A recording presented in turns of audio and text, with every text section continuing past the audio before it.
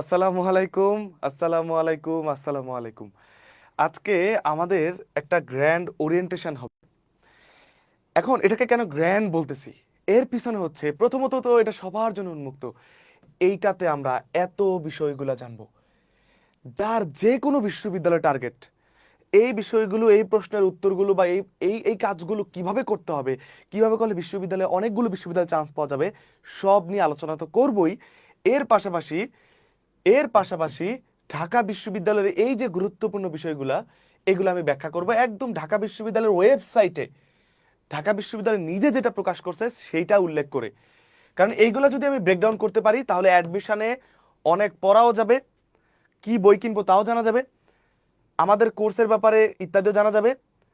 তারপর জানা যাবে যে সাধারণ জ্ঞান যেভাবে পড়তে হয়, আমাদের কোর্সের টপিক ভিত্তিক রুটিন থেকে শুরু করে ক্লাসের সময়সূচি, এই অ্যাডমিশনটা আমি নোট খাতা কিভাবে তৈরি করব, একাধিক বিশ্ববিদ্যালয়ের প্রস্তুতি কিভাবে নিব, এই সব কিছু আজকের এই গ্র্যান্ড ওরিয়েন্টেশনে জানানো হবে। সো 26 ব্যাচ যুক্ত হয়ে যাবে অবশ্যই সবাই। আর এইচএসসি 25 যারা সেকেন্ড টাইম দিবে তোমরাও যুক্ত থাকতে পারো, কারণ পরামর্শগুলো তোমাদের জন্য। এইচএসসি 27 কলেজে থাকতে এখন থেকে প্রিপারেশন যদি নিতে চাও, অল্প অল্প করে এগিয়ে থাকতে চাও, কারণ তোমাদের 26 ব্যাচের ভাইরা এবার যারা চান্স পাবে তার বেশিরভাগই আমি বলে দিতে পারি আগের বছর থেকে অল্প অল্প করে প্রিপারেশন নিয়েছে। সো আজকের এই গ্র্যান্ড ওরিয়েন্টেশনে সবাইকে স্বাগত জানাচ্ছি। আমি আর কথা না বলে জাস্ট 2 থেকে 3 মিনিট পরে আলোচনা শুরু করে দিব, বিকজ আজকে আলোচনার অনেক বিষয় আছে। আর এই আলোচনাটার পরেই আমাদের পেইড ব্যাচে আমাদের কিন্তু একটা লেকচারও থাকবে সাধারণ জ্ঞানের। টপিকটা হচ্ছে, টপিকটা কি জানো, বিশ্বের আন্তর্জাতিক বিভিন্ন পুরস্কার, জাতীয় প্রতীক, বিভিন্ন এব্রিভিয়েশন, এই টপিকের উপর আমাদের পেইড ব্যাচে ক্লাস থাকবে। বাট এই ওরিয়েন্টেশন সবার জন্য ফ্রি, সবার জন্য ফ্রি থাকছে ইনশাল্লাহ। তো আমি একটু শেয়ার করে দিচ্ছি, কারণ যারা গ্রুপে আছে তারা অবশ্যই এটার জন্য অপেক্ষমান, অবশ্যই অবশ্যই। সো একটু সবাই সবাই এই কাজগুলো একটু করে দিবে, কারণ এই তো এই তথ্যগুলা, এই ইনফরমেশনগুলো তোমাদের সবার কাজে লাগবে। এটার পরে কিন্তু আমাদের ক্লাস থাকবে ইনশাল্লাহ। এটার পরে আমাদের ক্লাস থাকবে, এটার পরে আমাদের ক্লাস থাকবে ইনশাল্লাহ। ওকে, এটার পরে কিন্তু আমাদের কি থাকবে, ক্লাস থাকবে। তো তোমরা একটু একটু একটু যুক্ত হয়ে যেতে হবে, যুক্ত হয়ে যেতে হবে।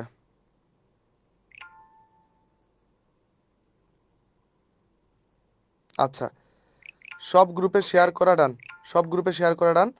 তাহলে এবার আর কথা না বলে আমি একটু আলোচনা শুরু করি, এবং খুবই গুরুত্বপূর্ণ কিছু ইনফরমেশন যেগুলো হয়তো তোমাদের কেউ জানায় নাই, হয়তো তোমাদের কাছে এগুলো অজানা। যদি না জানো, এগুলো জেনে না জেনে পড়াশোনা শুরু করো, অনেক দূর পড়াশোনা করতে পারবা, কিন্তু অ্যাডমিশন টাইমে দেখবা কোনো না কোনো জায়গায় ভুল করে তুমি কি করবা, তোমার সেই কাঙ্ক্ষিত চান্সটা মিস করে ফেলতে পারো। তাই এইটা সবার জন্য অবশ্যই আজকে উন্মুক্ত রেখেছি, কারণ যারা গ্রুপে আছে। ওকে, অনেকেই যুক্ত হয়ে গেছে। ওয়ালাইকুম আসসালাম, আমি ভালো আছি আলহামদুলিল্লাহ। আচ্ছা, তাহলে যেহেতু সব ঠিকঠাক আছে, তাহলে আমরা আমাদের আলোচনাটা শুরু করি ইনশাল্লাহ। হ্যাঁ, সো সবাই একটু খাতা কলম নিয়ে বসবা, কারণ কিছু গুরুত্বপূর্ণ বিষয় রয়েছে। তাহলে আজকে আমাদের ওরিয়েন্টেশন ক্লাসের সবার আগে আমি বলতে চাই যে, যদি বিশ্ববিদ্যালয়ের স্বপ্ন দেখেই থাকো, যদি তোমার মনে হয় তোমার এই জায়গায় সময় তুমি ব্যয় করবা, হাড় ভাঙা পরিশ্রম করবা, এবং এই বিশ্ববিদ্যালয়ে ভর্তি যুদ্ধটাকে আমি বলি এটা যুদ্ধ না, এটা হচ্ছে রক্তপাত ছাড়া, রক্তপাতহীন একটা যুদ্ধ বা মেধার লড়াই। এই লড়াইয়ে আমি একটা কথা দিয়ে শুরু করতে চাই, যারা তথাকথিত কলেজের ভালো স্টুডেন্ট, A+ পায়, গোল্ডেন A+ পায়, শুধু যে তারাই চান্স পাবে এটা নয়। এখানে একজন ভালো শিক্ষার্থীর চেয়ে একজন ভালো পরীক্ষার্থী চান্স পায়। এ সব সময় প্রতিটা বছর আমি বলি যে ভালো পরীক্ষাটা দেয় সেই চান্স পায়। এখন এই ভালো পরীক্ষাটা কিভাবে দিতে হয়, এই জিনিসটাই তোমাকে আজকের ক্লাসে সব বিষয় আলোচনা করে শিখাবো, এবং কিভাবে একটা ভালো পরীক্ষা দিয়ে একটা নয়, দুইটা নয়, একাধিক বিশ্ববিদ্যালয়ে চান্স নিশ্চিত করতে হয়। সেটার জন্য এই অ্যাডমিশন টাইমে তুমি প্রস্তুতি নিবা। এর আগে কি করছো বাদ, এখন তুমি প্রস্তুতি নিলে তুমি ভালো শিক্ষার্থী না হলেও বা ভালো শিক্ষার্থী হলেও একজন ভালো পরীক্ষার্থী তুমি হয়ে উঠতে পারবা। সো বিসমিল্লাহির রহমানির রহিম, সবাই একটু শেয়ারটা করে দাও একটা রিয়েক্ট দিয়ে। আর তোমাদের যে বন্ধুরাই ক্লাসে যুক্ত হলে তাদের অনেক উপকার হবে, তাদেরকে তুমি কি করে দাও, একটু মেনশন করে দাও। মেনশন করে দিলে আজকের ক্লাসটা করে অনেকেই অনেক কিছু জানতে পারবে। ঠিক আছে, আলহামদুলিল্লাহ ভালো আছি। তো আজকে আমাদের যে যে বিষয়গুলো একটু আলোচনা হবে, সেটা হচ্ছে এই যে অ্যাডমিশন টাইমে তুমি কি কোন রুটিনটা ফলো করে পড়বা, দৈনিক কত ঘন্টা পড়বা।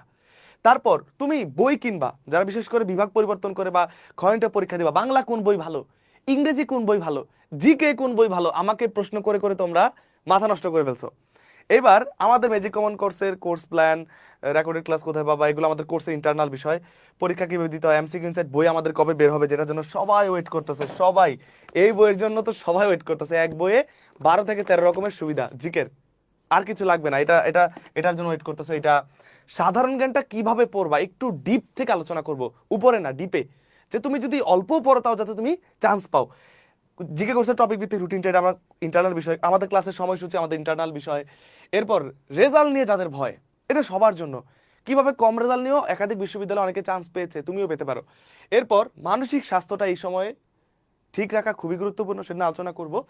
নোট খাতা কিভাবে তৈরি করবা অ্যাডমিশন টাইমে, একাধিক বিশ্ববিদ্যালয় প্রস্তুতি, তারপর তোমাদের কিছু কিউএনএ সেশন আমি নিব, প্রশ্ন নিব, আমাদের কোর্সের ডিউরেশন কতদিন থাকবে, যে যে কাজগুলো অ্যাডমিশন টাইমে তুমি একদমই করবা না, বাংলা ইংরেজি কি কি পড়বা, কোথায় পড়বা, কোথায় পড়বা। এরপর সেকেন্ড টাইমারদের এই মুহূর্তে করণীয় কি, কিভাবে পড়লে তুমি এইবার কোনো ভুল হবে না, ইনশাল্লাহ চান্স হবে, তাও শুধু সেকেন্ড টাইমার দিয়ে মানে যে কোনো বিশ্ববিদ্যালয় টপও করতে পারবা, বিকজ তুমি অনেকটা এগিয়ে আছো। এবার এইচএসসি 27+28 তোমরা এখন কি করবা, সব বিষয় থাকবে। আর সবচেয়ে গুরুত্বপূর্ণ বিষয় হচ্ছে তোমাদের যারা হচ্ছে ঢাকা বিশ্ববিদ্যালয়ে, তো সবার অনেক স্বপ্ন থাকে যে অ্যাডমিশন টাইমের, এটা কি অস্বীকার করতে পারবে না, বেশিরভাগ শিক্ষার্থী প্রথম পছন্দ থাকে যে ঢাকার মধ্যে ঢাকা বিশ্ববিদ্যালয়ে পড়াশোনা করবে। তো ঢাকা বিশ্ববিদ্যালয়ের এই যে ভর্তি যোগ্যতা, মানবন্টন, পাস মার্ক, এগুলো নিয়ে অনেকের অনেক কিছু অজানা আছে। আজকে আমি এগুলাকে ভেঙে ভেঙে ভেঙে ভেঙে ব্রেক থ্রু করে দিব, ব্রেকডাউন করে দিব তোমাদের, যাতে করে গোটা বিষয়গুলো জানতে পারো।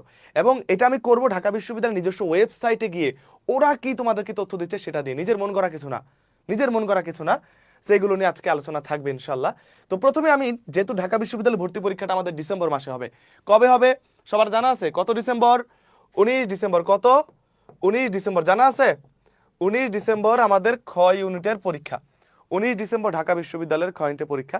সো আমাদের 3 মাসের মতো যদি সময় থাকে, এই সময়টা কিভাবে পড়বা, 3 মাসে কিভাবে ঢাবির প্রস্তুতি নিবা, অন্যান্য একই সাথে শুধু ঢাবির না, একবার প্রস্তুতি নিলে অন্যান্য বিশ্ববিদ্যালয় কিভাবে কাভার হবে, সব নিয়ে আলোচনা করবো। আলোচনাটা যেহেতু আমি একাই করব, খুবই ফ্রুটফুল হবে, তুমি শুধু শুনবে, খাতা কলম নিয়ে কিছু কিছু বিষয় নোট করবে, এই বিষয়গুলো মাথায় রাখবে। আর এটার পরপরই কিন্তু আমাদের পেইড ব্যাচে ক্লাস থাকবে। সো পেইড ব্যাচের কারা কারা আছে একটু কমেন্ট করো, তোমরা ক্লাস করবা। এবং আজকে যে ক্লাসটা হবে, এইটা আমি ক্লাসে 80%, আমি তোমাকে বলবো আজকের ক্লাসে আমি 80% মুখস্থ করে দেবো, আমাদের দ্বিতীয় লেকচার থাকবে। তো তোমরা যারা এখনো আমার জিকে কোর্সে ভর্তি হও না, এক কোর্সে সকল বিশ্ববিদ্যালয় জিকে কভার হবে, 1 বছর পর্যন্ত থাকবে সকল বিশ্ববিদ্যালয় পর্যন্ত। আজকের দ্বিতীয় নাম্বার ক্লাসে আমি 80% ক্লাসে মুখস্থ করে দিব, চ্যালেঞ্জ দিচ্ছি। তো যারা এখন ভর্তি নয় না, আগের ক্লাসগুলো রেকর্ডেড থাকতেছে, নাম্বার 1 তুমি লেকচার রেকর্ডেড করে ফেলতে পারবে, 1 নাম্বার লেকচার যদি মিস করে থাকো। আজকে যদি ভর্তি নয়, কালকে হও, তুমি কালকেও, কালকে ভর্তি হয়ে যাওয়ার পরে 2 নাম্বার ক্লাসটাও তুমি রেকর্ডেড পেয়ে যাবা, সব ক্লাস লাইভের পর রেকর্ডেড থাকে, এরপর থেকে তুমি লাইভ করতে পারবা। তুমি দেরিতে ভর্তি হলে তোমার কি হবে, অনেক ক্লাস রেকর্ডেড করতে হবে, জমে যাবে। তাই সিদ্ধান্ত নিয়ে ফেলে আজকের ওরিয়েন্টেশন দেখার পর। তো ইনশাল্লাহ অনেকেই আছো আমাদের পেইড ব্যাচের, এটার পরেই কিন্তু আমাদের ক্লাসটা পেইড ব্যাচের 2 নাম্বার লেকচার হবে, এবং রেডি থাকো তোমরা, আজকে একটা ধামাকা হবে ইনশাল্লাহ, ঠিক আছে? এইটার পরপরই মানে এটা শেষ হবে, পেইড ব্যাচে জাস্ট শেষ হওয়ার 5 মিনিটের মধ্যে পেইড ব্যাচে আমি চলে যাব, ঠিক আছে? আমাদের গ্রুপে আমাদের ক্লাস হবে। ওকে, তাহলে প্রথমে আমরা এই ঢাকা বিশ্ববিদ্যালয়ের এই বিষয়গুলো নিয়ে আলোচনা করি, যেটা তোমরা অনেকেই জানো না। তো চলো আলোচনা করি। তো প্রথমেই আমাদের থাকবে যে ঢাকা বিশ্ববিদ্যালয়ের, তোমার এই যে ঢাকা বিশ্ববিদ্যালয়ে তোমাদের কি, কারা পরীক্ষা দিতে পারবা। এটা যদিও গত বছরের ইয়েটা, তা আমি এটাকে একটু হালকা চেঞ্জ করে তোমাদেরকে দিলে তোমরা বুঝতে পারবা, ঠিক আছে? হালকা চেঞ্জ করে দিলে তোমরা বুঝতে পারবা, আশা করি তোমরা দেখতে পাচ্ছ। একটু মনোযোগ দিয়ে কথাগুলা, যারা অভিভাবক দেখছেন আপনাদের জন্য বলবো, একটু মনোযোগ দিয়েন, এগুলা সবার জন্য খুবই গুরুত্বপূর্ণ, খুবই গুরুত্বপূর্ণ। এইবার তাহলে দেখেন, বিষয়টা দেখেন, ঢাকা বিশ্ববিদ্যালয়ে ভর্তি পরীক্ষার যোগ্যতা কি, এটা আগের বছরের, আমি জাস্ট এই বছর একটু আপডেট করে দিচ্ছি। তোমরা যারা 2021 থেকে 2024 সালের মধ্যে, 2021 থেকে 2024 সালের মধ্যে এসএসসি পরীক্ষা দিয়েছো, 21 থেকে 24 এসএসসি কোনো সমস্যা নাই, তুমি 21 সালে দিয়েছো, 22 সালে, 23 সালে, 24 সালে, সমস্যা নাই। এই 4টা সালে যে কোনো একটা সালে যদি এসএসসি দাও, মানে মাধ্যমিক পরীক্ষা দাও, এরপর 2000, এটা হবে না, 2026 হবে। 2025-এর যারা, তারা কিন্তু ঢাবিতে কোনো সেকেন্ড টাইম নাই, তোমরা জানো কোনো সেকেন্ড টাইম নাই, শুধু 2026 সালে যারা এইচএসসি দিয়েছো, এসএসসি যেই কোনো সময় দাও, এইচএসসিটা যদি তুমি 2026 সালে দাও, তাহলে তোমরা যারা বিভিন্ন এইচএসসিতে আসো, আলিমে আসো, মাদ্রাসা থেকে, মানে বিজ্ঞান থেকে, মানবিক থেকে, ব্যবসা থেকে, যেই কোনো মানে মানবিক, বিজ্ঞান, ব্যবসা, যেই কোনো ইউনিট থেকে পরীক্ষা দাও, তোমরা কিন্তু ঢাকা বিশ্ববিদ্যালয়ের খ ইউনিটে পরীক্ষা দিতে পারবা। খ ইউনিট যেটাকে বলা হয় কলা, আইন বা সামাজিক বিজ্ঞান অনুষদ। অনেকের একটা ভুল ধারণা আছে যে মানবিকেরাই শুধু এই খ ইউনিটে পরীক্ষা দিতে পারে। এই বছর রেজাল্ট খারাপ হয়েছে, বা সামনে পরীক্ষাটা খারাপ হয়েছে, রেজাল্ট খারাপ হইতে পারে, আল্লাহ ভরসা, জানি না কেমন হয়। অনেকে কিন্তু শুধু বি ইউনিটে পরীক্ষা দিবে, সো লাখ লাখ শিক্ষার্থীর প্রতিযোগিতা, মাথায় রাখতে হবে। এখানে সিম্পল ভাবে নিলে কিন্তু বিষয়টা হবে না, এটা হবে এবার একটা বড় গেম, মানে একটা বড় গেম হবে ঢাকা বিশ্ববিদ্যালয়ে ভর্তি পরীক্ষা। রেজাল্ট খারাপ হলে সবাই সুইচ করে, তাদের নিজস্ব ইউনিট থেকে অন্য ইউনিটে যায়। রেজাল্টের জন্য অনেকে আবেদন করতে পারে না বা রেজাল্টের জন্য কনফিডেন্স পায় না, সেটা নিয়ে আলোচনা করব। তো এখন এই খ ইউনিটে কারা পরীক্ষা দিতে পারবা? মানবিকরাও পরীক্ষা দিতে পারবা, সায়েন্সেরও পরীক্ষা দিতে পারবা, কমার্সেরও পরীক্ষা দিতে পারবা। এখানে অনেকের ভুল ধারণা যে আমি আর্টসের সাথে কম্পিটিশন করে কিভাবে পারবো, ওরা তো অনেক বছর ধরে বাংলা ইংরেজি জিকে পড়ে, আমরা তো পড়ি না, আমরা সায়েন্স, আমরা বায়োলজি পড়ি, ফিজিক্স পড়ি। আবার কমার্স ওয়ালারা চিন্তা করতেছো যে আমরা আর্টসের সাথে কিভাবে পারবো, আমরা তো অ্যাকাউন্টিং, ফাইন্যান্স, ম্যানেজমেন্ট পড়েছি। এখানে কোনো বিষয় না। এখানে 3টা মেধা তালিকা হয় ঢাকা বিশ্ববিদ্যালয়ে খ ইউনিটের মেধা তালিকা হয় 3টা। যারা মানবিক, আমি লিখলাম, মানে আর্টস লিখলাম, তোমাদের আলাদা সিট থাকে, তোমাদের সিট আবার সায়েন্স কমার্স দখল করবে না, তোমাদের মেধা তালিকা আলাদা হয়, তোমরা তোমাদের সাথে কম্পিটিশন করবা। আবার যারা কমার্স রয়েছে, কমার্সের জন্য আলাদা সিট থাকে 300-র মতো, তো তোমাদের শুধু কমার্সের স্টুডেন্টরাই ওই 300 সিট দখল করবে। আবার যারা সায়েন্স রয়েছে, সায়েন্সের জন্য যদি 900 সিট থাকে, এই 900 সিটে আর্টসেরা এসে ভাগ বসাবে না। তুমি যেমন আর্টসের জায়গায় ভাগ বসাতে পারবে না, তোমার জায়গায় আর্টসে এসে কেউ ভাগ বসাতে পারবে না। এখানে তোমার সায়েন্সের যারা আছে, সায়েন্সের মধ্যেই 900 সিট পূরণ হবে। যদি যদি যদি এই 900-র মধ্যে ধরো মনে করো 800 স্টুডেন্ট, আমি ধরলাম যে 800 সিট পূরণ হইলো, বাকি 100 খালি। কিভাবে খালি? যে তোমাদের সায়েন্সের পোলাপান যোগ্যতা অর্জন করতে পারো না, 100 সিট খালি থাকে, তখন এটা মানবিকের স্টুডেন্টরা এই 100 সিট তাদের বোনাস হিসেবে চলে যাবে। আবার কমার্স থেকে যদি ধরো 50টা সিট খালি থাকে, এই 50টা সিট আবার মানবিকের স্টুডেন্টরা এটাতে ভর্তি হতে পারবে, কোনো সিট খালি কিন্তু থাকবে না। তার মানে তোমাদের কোনো টেনশন নেই। কে কে জানতা যে যে আমার সিটগুলো সায়েন্স নিয়ে যাবে, বা সায়েন্স জানতা যে মানবিকের সাথে কিভাবে পারবো? সো এটা নিয়ে প্রথমে কোনো টেনশন নাই। এইবার তোমাদের ভর্তি যোগ্যতাটা আমি বলি। তোমরা যারা পরীক্ষা দিবা, যারা ভর্তি পরীক্ষা দিবা, তো এখানে মানবিকের যারা পরীক্ষা দিবা ভাই, এক কথাই ভালো, তোমার যদি এসএসসি এইচএসসি দুইটা মিলে 7.5 না থাকে, এসএসসি এইচএসসি দুইটা মিলে যদি 7.50 না থাকে, এসএসসি প্লাস এইচএসসির রেজাল্ট যোগ করে যদি 7.50 না থাকে, তুমি পরীক্ষা দিতে পারবে না। এবং মাথায় রাখতে হবে, এসএসসি বা এইচএসসি কোনোটাতেই 3 পয়েন্টের নিচে নামলে তুমি পরীক্ষা দিতে পারবে না। এই শর্তটা মানবিক এবং কমার্সের ক্ষেত্রে সেম, মানবিক এবং ব্যবসার ক্ষেত্রে সেম। তুমি ঢাকা বিশ্ববিদ্যালয়ে ভর্তি পরীক্ষা দিতে চাও, যদি 7.5 না থাকে দুইটা মিলে, তুমি পরীক্ষা দিতে পারবা না, ক্লিয়ার কাট কথা। আর যদি এসএসসি বা এইচএসসি কোনোটার একটাতে 2.99ও পাও, তাহলে তুমি পরীক্ষা দিতে পারবা না, ন্যূনতম 3 পাইতে হবে। এখন দেখো, হিসাব করে দেখো, তুমি এসএসসিতে পাইলা 3, ন্যূনতম 3, এইচএসসি তো 3 পাইলা, তুমি কি পরীক্ষা দিতে পারবা? দুইটা মিলে তো 6 হয়। এখানে আবার হচ্ছে না, দুইটা মিলে 6 হলেও হবে না, দুইটা মিলে আবার 7.5 থাকতে হবে। তাহলে ন্যূনতম 3 পয়েন্ট। এখন যেটা হইতে পারে, তুমি একটাতে ধরো ন্যূনতম 3 পয়েন্ট পাইলা, কোনোভাবে তোমার মান ইজ্জত বাঁচাইলা, অবশ্যই অন্যটাতে ধরো এসএসসিতে তুমি 3 পয়েন্ট পাইলা, তাহলে এইচএসসিতে তোমার 7.5-এর জন্য যতটুকু বাকি থাকে ততটুকু পাইতে হবে। অথবা তুমি আগে তোমার জিপিএ 5 আছে, এখন আগে তোমার ধরলাম আমি 4 পয়েন্ট প্লাস আছে, এখন তুমি বাকিটা এইচএসসি দিয়ে কভার করতে হবে, এবং অবশ্যই 3 পয়েন্টের নিচে নামলে পরীক্ষা দিতে পারবে না। এটা সায়েন্স এর জন্য না, এটা মানবিক এবং আর্টস, মানে মানবিক মানে আর্টস এবং কমার্সের জন্য শর্ত এক, আলাদা কোনো শর্ত নাই। ঢাকা বিশ্ববিদ্যালয়ে খয়টা ভর্তি পরীক্ষা দিবা, মানবিকের ক্ষেত্রে সেম আর কমার্সের ক্ষেত্রে সেম, এই শর্ত। এইবার সায়েন্সওয়ালারা, যারা সায়েন্সওয়ালা আছো, তোমাদের ক্ষেত্রে ভাই যেহেতু সায়েন্সের রেজাল্ট একটু ভালো হয়, তোমাদের ক্ষেত্রে একটু শর্তটা একটু কঠিন, হালকা কঠিন, বেশি না। যারা বিজ্ঞান থেকে ভর্তি পরীক্ষা দিবা, বিজ্ঞান থেকে দিবা, তোমরা চতুর্থ বিষয় সহ, কিন্তু এখানে তোমরা মাথায় রাখবা, এখানে কিন্তু 4th সাবজেক্ট সহ, অপশনাল সাবজেক্ট ছাড়া না, সো প্যারা নাই, তোমাদের কিন্তু 8 থাকতে হবে, 8.00 থাকতে হবে। এসএসসি এইচএসসি মিলিয়া 8 পয়েন্ট থাকতে হবে। মানবিকের কমার্সের জন্য ছিল কিন্তু 7.50, ওদের কিছুটা কম ছিল, তোমাদের কিন্তু 8 থাকতে হবে। আবার এসএসসি বা এইচএসসি তে ওদের ছিল 3.00, তোমাদের 3.50 থাকতে হবে অ্যাটলিস্ট, তাহলে তোমাদের ক্ষেত্রে একটু শর্তটা বেশি। এখন ঢাকা বিশ্ববিদ্যালয়ে ভর্তি পরীক্ষা যারা মানবিক থেকে দিবে, তাদের জন্য কি প্রশ্ন একরকম? কমার্সের জন্য কি প্রশ্ন একরকম? সায়েন্সের জন্য কি প্রশ্ন একরকম? মানে আলাদা আলাদা প্রশ্ন না, এক প্রশ্নে পরীক্ষা হবে, একটা প্রশ্ন, সবার জন্য সমান প্রশ্ন। কিন্তু ওই যে সিট যে আলাদা আলাদা থাকে, তাই কোনো টেনশন নাই। তোমার সায়েন্সওয়ালারা সায়েন্সের সিট নিবা, আর্টসওয়ালারা আর্টসের সিট নিবা, কমার্সওয়ালারা কমার্সের জন্য আলাদা সিট থাকে, তোমাদের কেউ আবার এইগুলো দখল করবে না। তাহলে সায়েন্সের জন্য ন্যূনতম 8 থাকতে হবে। সো রেজাল্ট, এইচএসসি রেজাল্ট দিলেই বুঝে যাবে, অনেকের এই 8ও অনেক সময় হয় না, এই কারণে পরীক্ষা দিতে পারে না। তাই ভাই একটু একটু একটু একটু টেনশন করা যাবে না, আল্লাহ ভরসা। তাহলে আমাদের এইটা হচ্ছে তোমার তো ব্যবসা আর মানবিকের শর্ত সেম, সায়েন্সের ক্ষেত্রে একটু বেশি আমরা দেখতে পাইলাম। এবার যারা ধরো ও লেভেল বা এ লেভেল থেকে ভর্তি পরীক্ষা দিবা, তোমরা এই বিষয়গুলো জানো, একটু দেখতে পারো, আমি দিয়ে দিব তোমাদেরগুলো একটু, যেহেতু এইটা স্টুডেন্ট সংখ্যা বেশি তো আমি এটা কথা বলে দিলাম। এইবার এইবার আমরা আলোচনা করব তোমাদের ঢাকা বিশ্ববিদ্যালয়ে ভর্তি পরীক্ষায় যে মানে কত মিনিট, কয়টা প্রশ্ন, কোন বিষয়ের কয়টা প্রশ্ন, এটা খুবই জানতে হবে, খুব সুন্দর করে জানতে হবে। ভাই আমি যদি মানবিক থেকে এই ইউনিটে এক্সাম দেওয়া আছে সেগুলো আমি আলোচনা করব। মানবিক থেকে ইউনিটে দিলে কিভাবে কি কি থাকবে, বা মানবিক থেকে কমার্সে দিলে কি কি থাকবে, সবাই সবার ইউনিটে পরীক্ষা দিতে পারবা, যে কোনো ইউনিটে পরীক্ষা দিতে পারবা। এবার ঢাকা বিশ্ববিদ্যালয়ে পাস মার্কটা দেখো, এখানে আমি একটু কালারটা চেঞ্জ করে নিচ্ছি। আচ্ছা দেখো, এবার দেখো তোমাদের পরীক্ষা হবে দুইটা ভাবে, একটা হচ্ছে এমসিকিউ, একটা কি এমসিকিউ, আরেকটা কি রিটেন মানে লিখিত, MCQ plus written, MCQ plus written. এখন 1 ঘন্টা 30 মিনিটের মোট পরীক্ষা হবে। কয় ঘন্টা? 1 ঘন্টা 30 মিনিট। তোমরা পরীক্ষার জন্য সময় পাবা মোট কত? 1 ঘন্টা 30 মিনিট মানে 1.5 ঘন্টা। এখন প্রথম 45 মিনিট হচ্ছে এমসিকিউর জন্য, পরের 45 মিনিট হচ্ছে রিটেনের জন্য। এখন কোনো বান্দা যদি 45 মিনিটের আগেই তুমি এমসিকিউ শেষ করে ফেলতে পারো, তুমি রিটেন শুরু করতে পারবা। স্পষ্ট, এটা কিন্তু ঢাকা বিশ্ববিদ্যালয়ের নিজস্ব ওয়েবসাইট থেকে আমি এনেছি।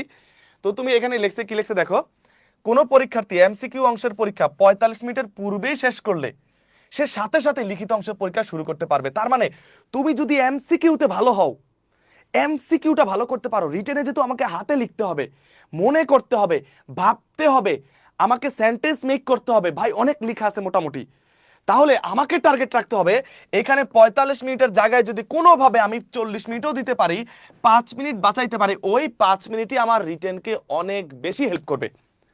এই হিসাবগুলো আমাদের করতে হবে। পড়া তো শুরু করে দিছো, বাট হিসাবগুলো অনেকের জানা নাই। একটু শোনো, একটু শোনো, তুমি কি করলা, তুমি 40 মিনিটের মধ্যে যদি এমসিকিউটা দিয়ে ফেলতে পারো, তখন কিন্তু তুমি কি করতে পারবা, বাকি 5 মিনিট বাঁচায়া তুমি রিটেনে দিলে তোমার রিটেনটা আরো ভালো হবে। এখানে যদি 40 মিনিটের জায়গায় 39 মিনিটও হয়, এই যে 1 মিনিট, এই 1 মিনিট কতটা ভ্যালুয়েবল, কতটা ভাইটাল, কতটা সিগনিফিক্যান্ট, কতটা ইম্পর্টেন্ট, সেটা তুমি পরীক্ষার হলে গেলেই বুঝবা। তাই প্রতিটা মিনিট বুঝে বুঝে আমাদের খরচ করতে হবে। তাই ভাই 45 মিনিট এমসিকিউর জন্য থাকবে। এখন এই যে 45 মিনিট এমসিকিউতে মার্কসটা কি আমরা দেখব, তার আগে আমরা দেখি, ঠিক আছে? ভর্তি পরীক্ষা এমসিকিউ লিখিত প্রাপ্ত নাম্বার উচ্চ মাধ্যমিকের সাথে এটা আমরা আলোচনা করব। তোমার ভর্তি পরীক্ষা এমসিকিউ থাকবে 60 এমসিকিউ কত মার্কের হবে? 60 মার্কের এমসিকিউ হবে, প্রতিটা এক, প্রতিটার মার্ক হচ্ছে 1, ঠিক আছে? আর লিখিত থাকবে 40, এ হচ্ছে 100 মার্কের পরীক্ষা। এমসিকিউ 60 মার্ক, লিখিত হচ্ছে 40 মার্ক। এবার এমসিকিউর যে মান বন্টন আমরা দেখি, বাংলা হচ্ছে 15টা এমসিকিউ 15 মার্ক, ইংরেজিতে 15টা এমসিকিউ 15 মার্ক। এইবার আসি সাধারণ জ্ঞানে 30টা এমসিকিউ, বাংলা ইংরেজি মিলায় হচ্ছে 30, সাধারণ জ্ঞান বা জিকে একাই 30, বাংলা ইংরেজি মিলায়া 30। এখানে একটা এমন একটা জিনিস বলবো তোমাদের মাথা ঘুরে যেতে পারে অনেকের, ভাই কি বললেন, এই জিনিসটা তো আগে ভাইবা দেখি নাই। তোমার চিন্তাটা আজকে চেঞ্জ হবে, তুমি কিভাবে তোমার ব্লু প্রিন্টটা সাজাবা বুঝতে পারবা। দেখো বাংলা ইংরেজিতে 30 আর জিকেতে একাই 30, এই 30 আর এই 30 মিলে এই 60 হচ্ছে এমসিকিউ। এখন যারা এ লেভেল ও লেভেল থেকে পরীক্ষা দিবে বা ইংলিশ মিডিয়াম থেকে, তারা কিন্তু বাংলার জায়গায় এই অ্যাডভান্স ইংলিশ দাগাবে, এটা তোমাদের জন্য না, যারা আমরা জেনারেল আমাদের জন্য না, ঠিক আছে? আমাদের জন্য না। তাহলে তুমি একটা বিষয় খেয়াল করো, একটু একটা বিষয় মাথায় রেখো যে জিকেতে 30 মার্ক, জিকেতে 30 মার্ক, এটা বিষয় মাথায় রেখো। এখন বাংলা ইংরেজি হচ্ছে ঢাকা বিশ্ববিদ্যালয়ের জন্য আমি সত্যি কথা বলি, অনেক শিক্ষার্থী হয় বাংলায় খারাপ করে, নয় ইংরেজিতে খারাপ করে, জিকেতে খারাপ করে খুব কম। জিকে ভাই খারাপ করার বিষয় না, জিকে হচ্ছে আমার টপ করার বিষয়, জিকেতে পাস করে যায় বেশি শিক্ষার্থী। কিন্তু কিন্তু পরীক্ষার হলে তুমি চিন্তা করো, তুমি পাবা কত মিনিট, এই 60টা এমসিকিউর জন্য পাচ্ছ 45 মিনিট মাত্র, 60টা এমসিকিউর জন্য পাচ্ছ 45 মিনিট। এই 60টা এমসিকিউর মধ্যে অর্ধেকই হচ্ছে জিকে। তুমি যদি জিকেতে খুব ভালো করতে পারো, ভালো করে প্রস্তুতি থাকে, পরীক্ষা হলে শুধু কমন পড়ে, তুমি কিন্তু 30টা এমসিকিউ আমি তোমাকে গ্যারান্টি দিতে পারবো, তোমার যদি কমন পড়ে 30টা তো দাগাবে না, ধরো 25টা দাগাবা, 26টা 27টা দাগাইতে পারো, 28টা দাগাবা। মানে তুমি যদি খুব কমন পড়ে, যেটা কমন পড়ে ওইটা 5 সেকেন্ড দেখলেই মন থাকে। তুমি একটা দেখবো 5 সেকেন্ড যদি লাইনটা পড়তে যতক্ষণ, 5 সেকেন্ড একটা প্রশ্ন 5-10 সেকেন্ডে উত্তর করা যায়। তাই ওইভাবে আমাদের প্রিপারেশন নিতে হবে, আর সেজন্য কিন্তু নাবিল জিকে তোমাদের পাশে আছে, যাতে পরীক্ষার লেগে চিন্তা করতে না হয়। তাহলে জিকেতে তুমি যদি 10 মিনিট বাঁচাইতে পারো, এই 10 মিনিট বাঁচলে তুমি 10 মিনিট আগে পরীক্ষা শেষ করতে পারবা, 10 মিনিট আগে রিটেনটা শুরু করতে পারবা। পরীক্ষার হলে শুধু মনে করো এইভাবে পড়াশোনা করে গেলে পারবা না, তোমাকে হিসাব করে ঢুকতে হবে। প্রতিটা সময় আমি হিসাব করে ঢুকবো, আমি জানি যে আমার সময় আমার নিয়ন্ত্রণে, আমার হৃদস্পন্দন জানে যে আমাকে কোন সময় কি করতে হবে, আমার পালস বুঝতে হবে, পরীক্ষার হলে নার্ভ ধরে রাখতে হবে। তাহলে দেখো তুমি যদি জিকেতে মনে করতে না পারো, জিকেতে যদি খারাপ করো, তুমি দেখো বাংলা ইংলিশের সময় একটা বাঁচায় দিতে পারবে না। তোমার জিকেতে ভালো করলে, আমি আগেই সবসময় বলি, জিকেতে 10 মার্ক 10 মিনিটে দিয়ে ফেলতে পারলে বাকি 10 মিনিট বাঁচায়া বা 15 মিনিট বাঁচায়া তুমি বাংলা ইংলিশেও চাইলে দিতে পারো, যেহেতু বাংলা ইংলিশ সময় লাগে, বাংলা ইংলিশটা আমাদের একটু সময় বেশি লাগে চিন্তা করতে, যেহেতু এটা কঠিন হয় একটু, কোনো সময় বাংলায় কঠিন হয়, কোনো সময় ইংলিশ কঠিন হয়। জিকেও কঠিন হয়েছে গতবার, তোমরা জানো কঠিন হয়েছে। তারপর নাবিল জিকে থেকে 23টা কমন ছিল, 23টা কমন ছিল, এই ভিডিও আমাদের পেজেই আছে আপলোড করা। তো এখন এখন কথা হচ্ছে, এক জিকেতে ভালো করতে পারলে এই জায়গায়ও তুমি সময় দিতে পারবা, আবার দ্রুত পরীক্ষা শেষ করে এই লাইনটা তুমি পড়ো, শুধু এই লাইনটা শুধু পড়ো, এই লাইনটা শুধু তুমি পড়তে পারো। এটা কি যে গুরুত্বপূর্ণ লাইন পরীক্ষার হলে, যে শিক্ষার্থীরা, এটা খুব গুরুত্বপূর্ণ লাইন। ঢাকা বিশ্ববিদ্যালয়ের নিজস্ব ওয়েবসাইটে এটা লেখা আছে, এখানে আমার নিজের মন গড়া কোনো কথা না, ঢাকা বিশ্ববিদ্যালয়ে লেখা আছে। তাহলে তাহলে এই জিনিসটা বুঝে আমাদের কাজ করতে হবে।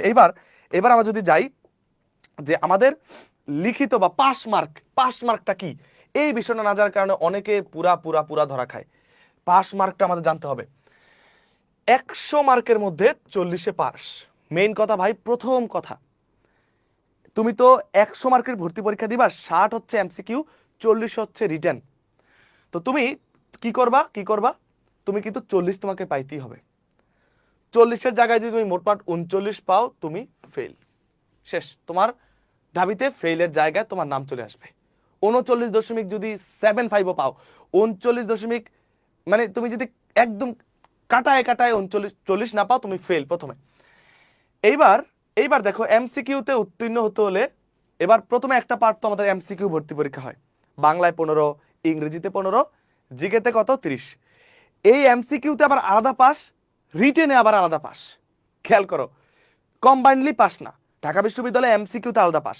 এমসিকিউর মধ্যে বাংলায় ন্যূনতম 5 পাইতে হবে, 15-র মধ্যে 5, 15, হ্যাঁ 5 আউট অফ 15।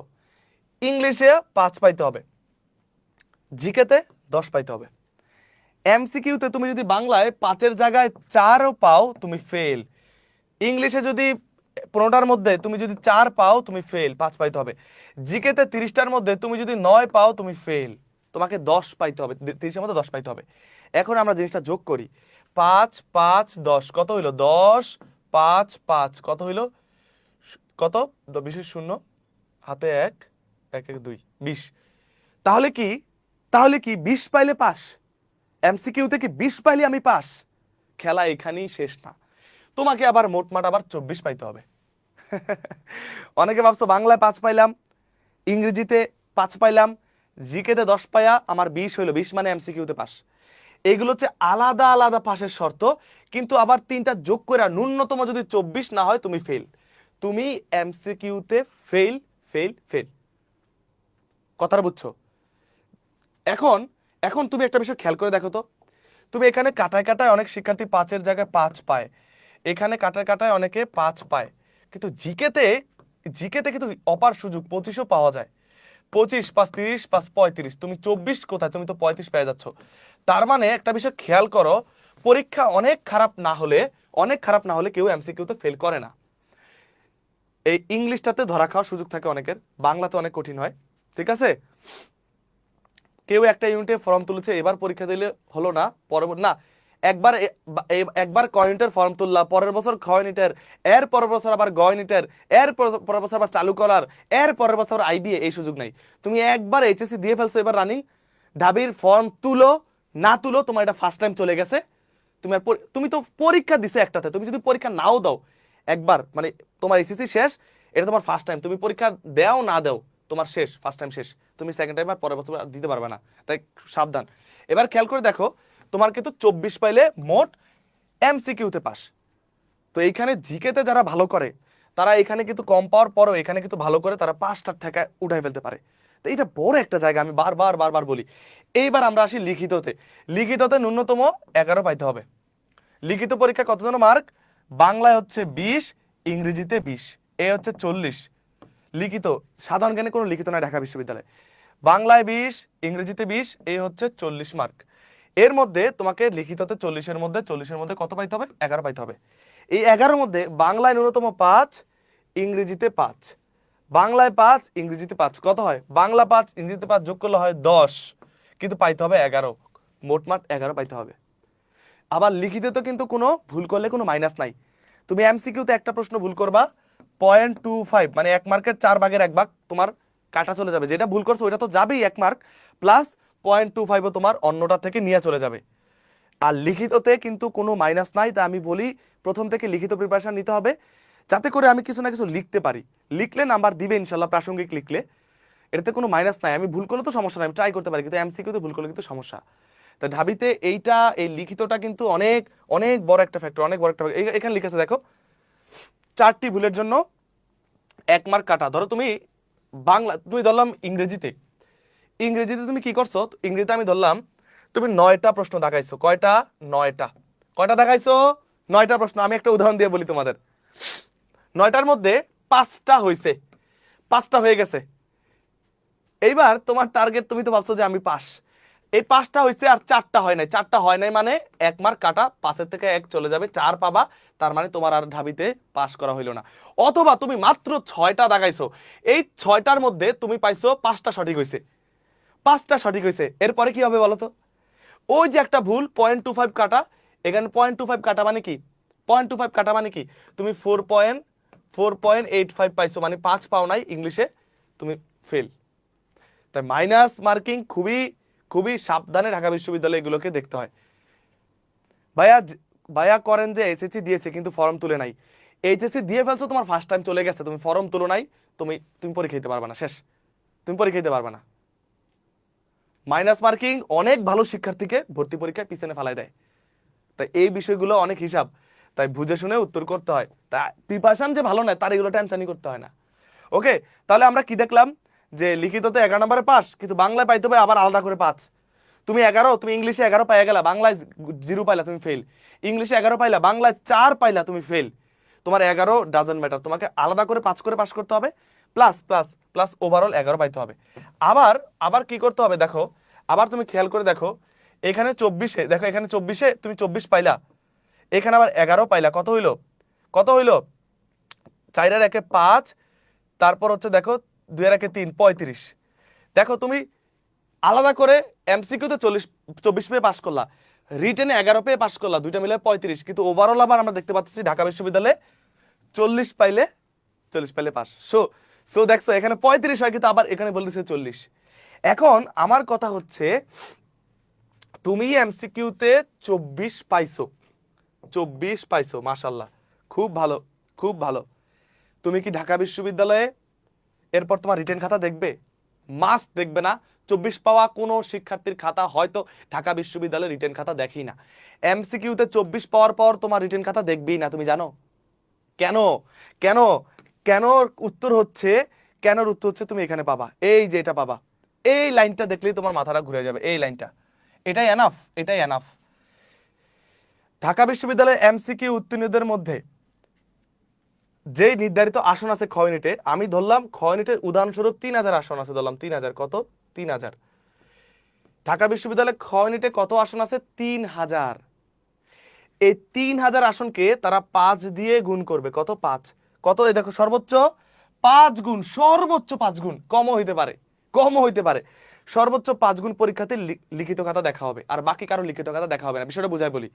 ধরো ঢাকা বিশ্ববিদ্যালয়ে খ ইউনিটে সিট আছে 3000, 3000-এর সাথে 5 গুণ করলে কত হয়? 15000, 15000। আমার কথা কি ঠিক আছে? তাহলে এই 15000 শিক্ষার্থীর রিটেন খাতা দেখা হবে, রিটেন খাতা দেখা হবে যেখানে পরীক্ষা দেয় 1 লাখের বেশি। তাহলে 1 লাখের বেশি শিক্ষার্থীর মধ্যে মাত্র 15000 শিক্ষার্থীর রিটেন খাতা দেখা হবে, বাকিদের খাতা ছুঁড়ে ফেলে দেওয়া হবে। তাহলে ভাই 1 লাখের মধ্যে অন্তত তো 50,000 শিক্ষার্থী 24 পায়া এমসিকিউতে পাস করে, তো তাদের রিটেন খাতা কেন দেখা হবে না? এর কারণ হলো, এত রিটেন খাতা দেখতে অনেক সময় লাগবে হয়তোবা, তাই তাই এই যে আসন আছে খ ইউনিটে, তার মাত্র 5 দিয়ে গুণ করবে সর্বোচ্চ। তখন কি হবে? তখন কি হবে? মাত্র 15,000 শিক্ষার্থীর আমি উদাহরণ হিসেবে ধরলাম, উদাহরণস্বরূপ সাপোজ মাত্র 15,000 শিক্ষার্থী শুধু রিটেন খাতা দেখবে। এখন কোন 15,000 শিক্ষার্থী? কোন 15,000 শিক্ষার্থী? যেই 15,000 শিক্ষার্থী ঢাকা বিশ্ববিদ্যালয়ের এই এমসিকিউতে এমসিকিউতে হাইস্ট মার্ক থাকবে। আমি 15,000কে শর্ট করে বোঝানোর জন্য শুধু 15 দিয়ে বোঝাই। ধরো 15 জন মানে হচ্ছে 15,000। কোন 15,000? যেই 15,000 এমসিকিউতে সর্বোচ্চ মার্ক।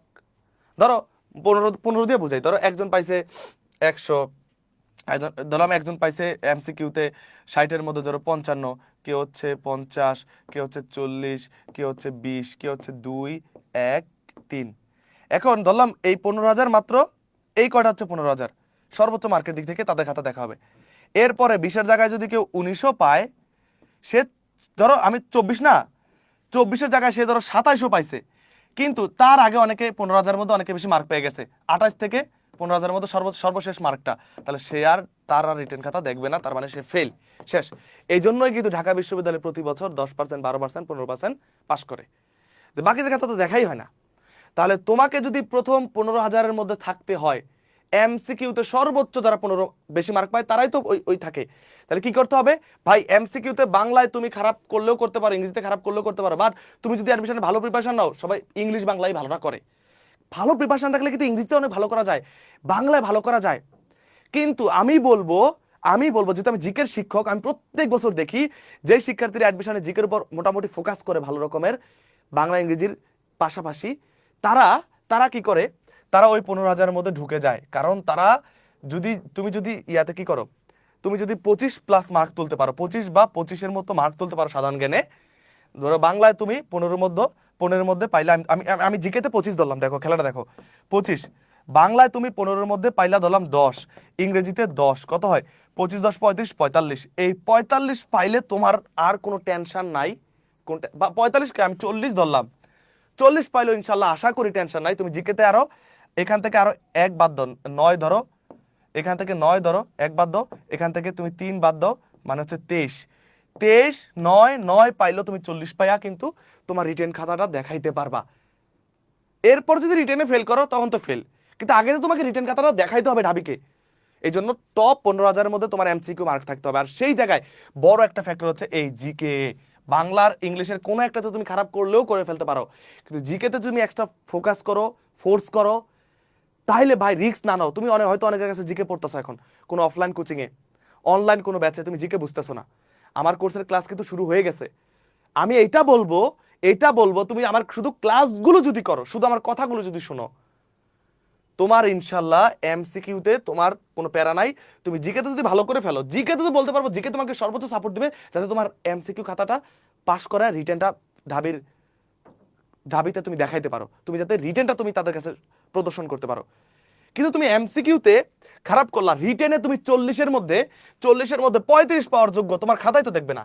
রিটেন অনেক ভালো হয়েছে ভাই, তোমার অনেক ভালো হয়েছে, 35 পাইতা, 36 পাইতা, 33 পাইতা, 30 পাইতা, 29 পাইতা, কি লাভ? সেই রিটেন এত কষ্ট করে লিখলে, এত মেধাবী তুমি।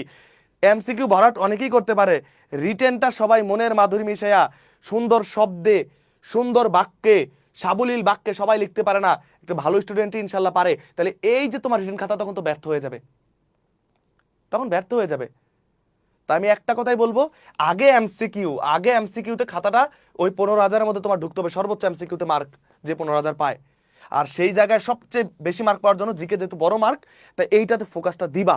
সেই জন্য তোমার যদি মনে হয় নিজে, আগে বলবো নিজে পড়ো, কোনো কোচিং দরকার নাই। এরপরে বলবো তুমি অফলাইন অনলাইন কোচিং করতেছো, বুঝতেছো না বা বুঝছো, বা তারাও অনেক ভালো ক্লাস নিতেছে, কিন্তু এর পাশাপাশি মনে করো যে আমি রিস্ক নিতে চাই না, আমি চাই যে নাবিল ভাই শুধু ক্লাসগুলো করে যাবো বা দাগানো স্লাইডগুলো দেখবো, তার কোর্সে ভর্তি হয়ে যাই, এতে আমি কোনো রিস্কে থাকবো না। আর লাইভের পর রেকর্ডেড থাকে, তুমি সকল ক্লাস মেনটেন করতে পারবো, ওইটা করলে এটা করতে পারবে না এরকম কিছু না। তো এই কথাটা আগে আমি একটু বলে রাখলাম, আগে একটু হুঁশিয়ারি দিয়ে রাখলাম, কয়েকদিন পর ভর্তি হলে তুমি অনেক রেকর্ডেড করতে হবে, জমে যাবে, ক্লাস জমে গেলে প্যারা হয়ে যাবে, করতে পারবে না। সো এই ক্লাসের শেষে তুমি আমার পেজে যোগাযোগ করো, কিভাবে ভর্তি হবা, কি হবে আমি বলবো ইনশাল্লাহ। তাহলে এই হচ্ছে পুরা খেলা, বুঝছো? এই হচ্ছে পুরাটা খেলা। তো এখন দেখো লিখিত কি ব্যাপার, লিখিত দেখো, এই যে এবার মেধা তালিকার কথা বলি। মেধা তালিকা কি হয়? মানবিকের জন্য আলাদা একটা মেধা তালিকা থাকে, বিজ্ঞানের জন্য আলাদা, ব্যবসার জন্য আলাদা। মানবিকের জন্য যদি আলাদা সিট থাকে, মানবিকের শিক্ষার্থী সেখানে কম্পিটিশন করে। বিজ্ঞানের জন্য 900-র মতো সিট, এটাতে সবচেয়ে বেশি সিট হচ্ছে মানবিকের, খ ইউনিটে, দ্বিতীয় হচ্ছে সায়েন্সের, কমার্সের জন্য কম।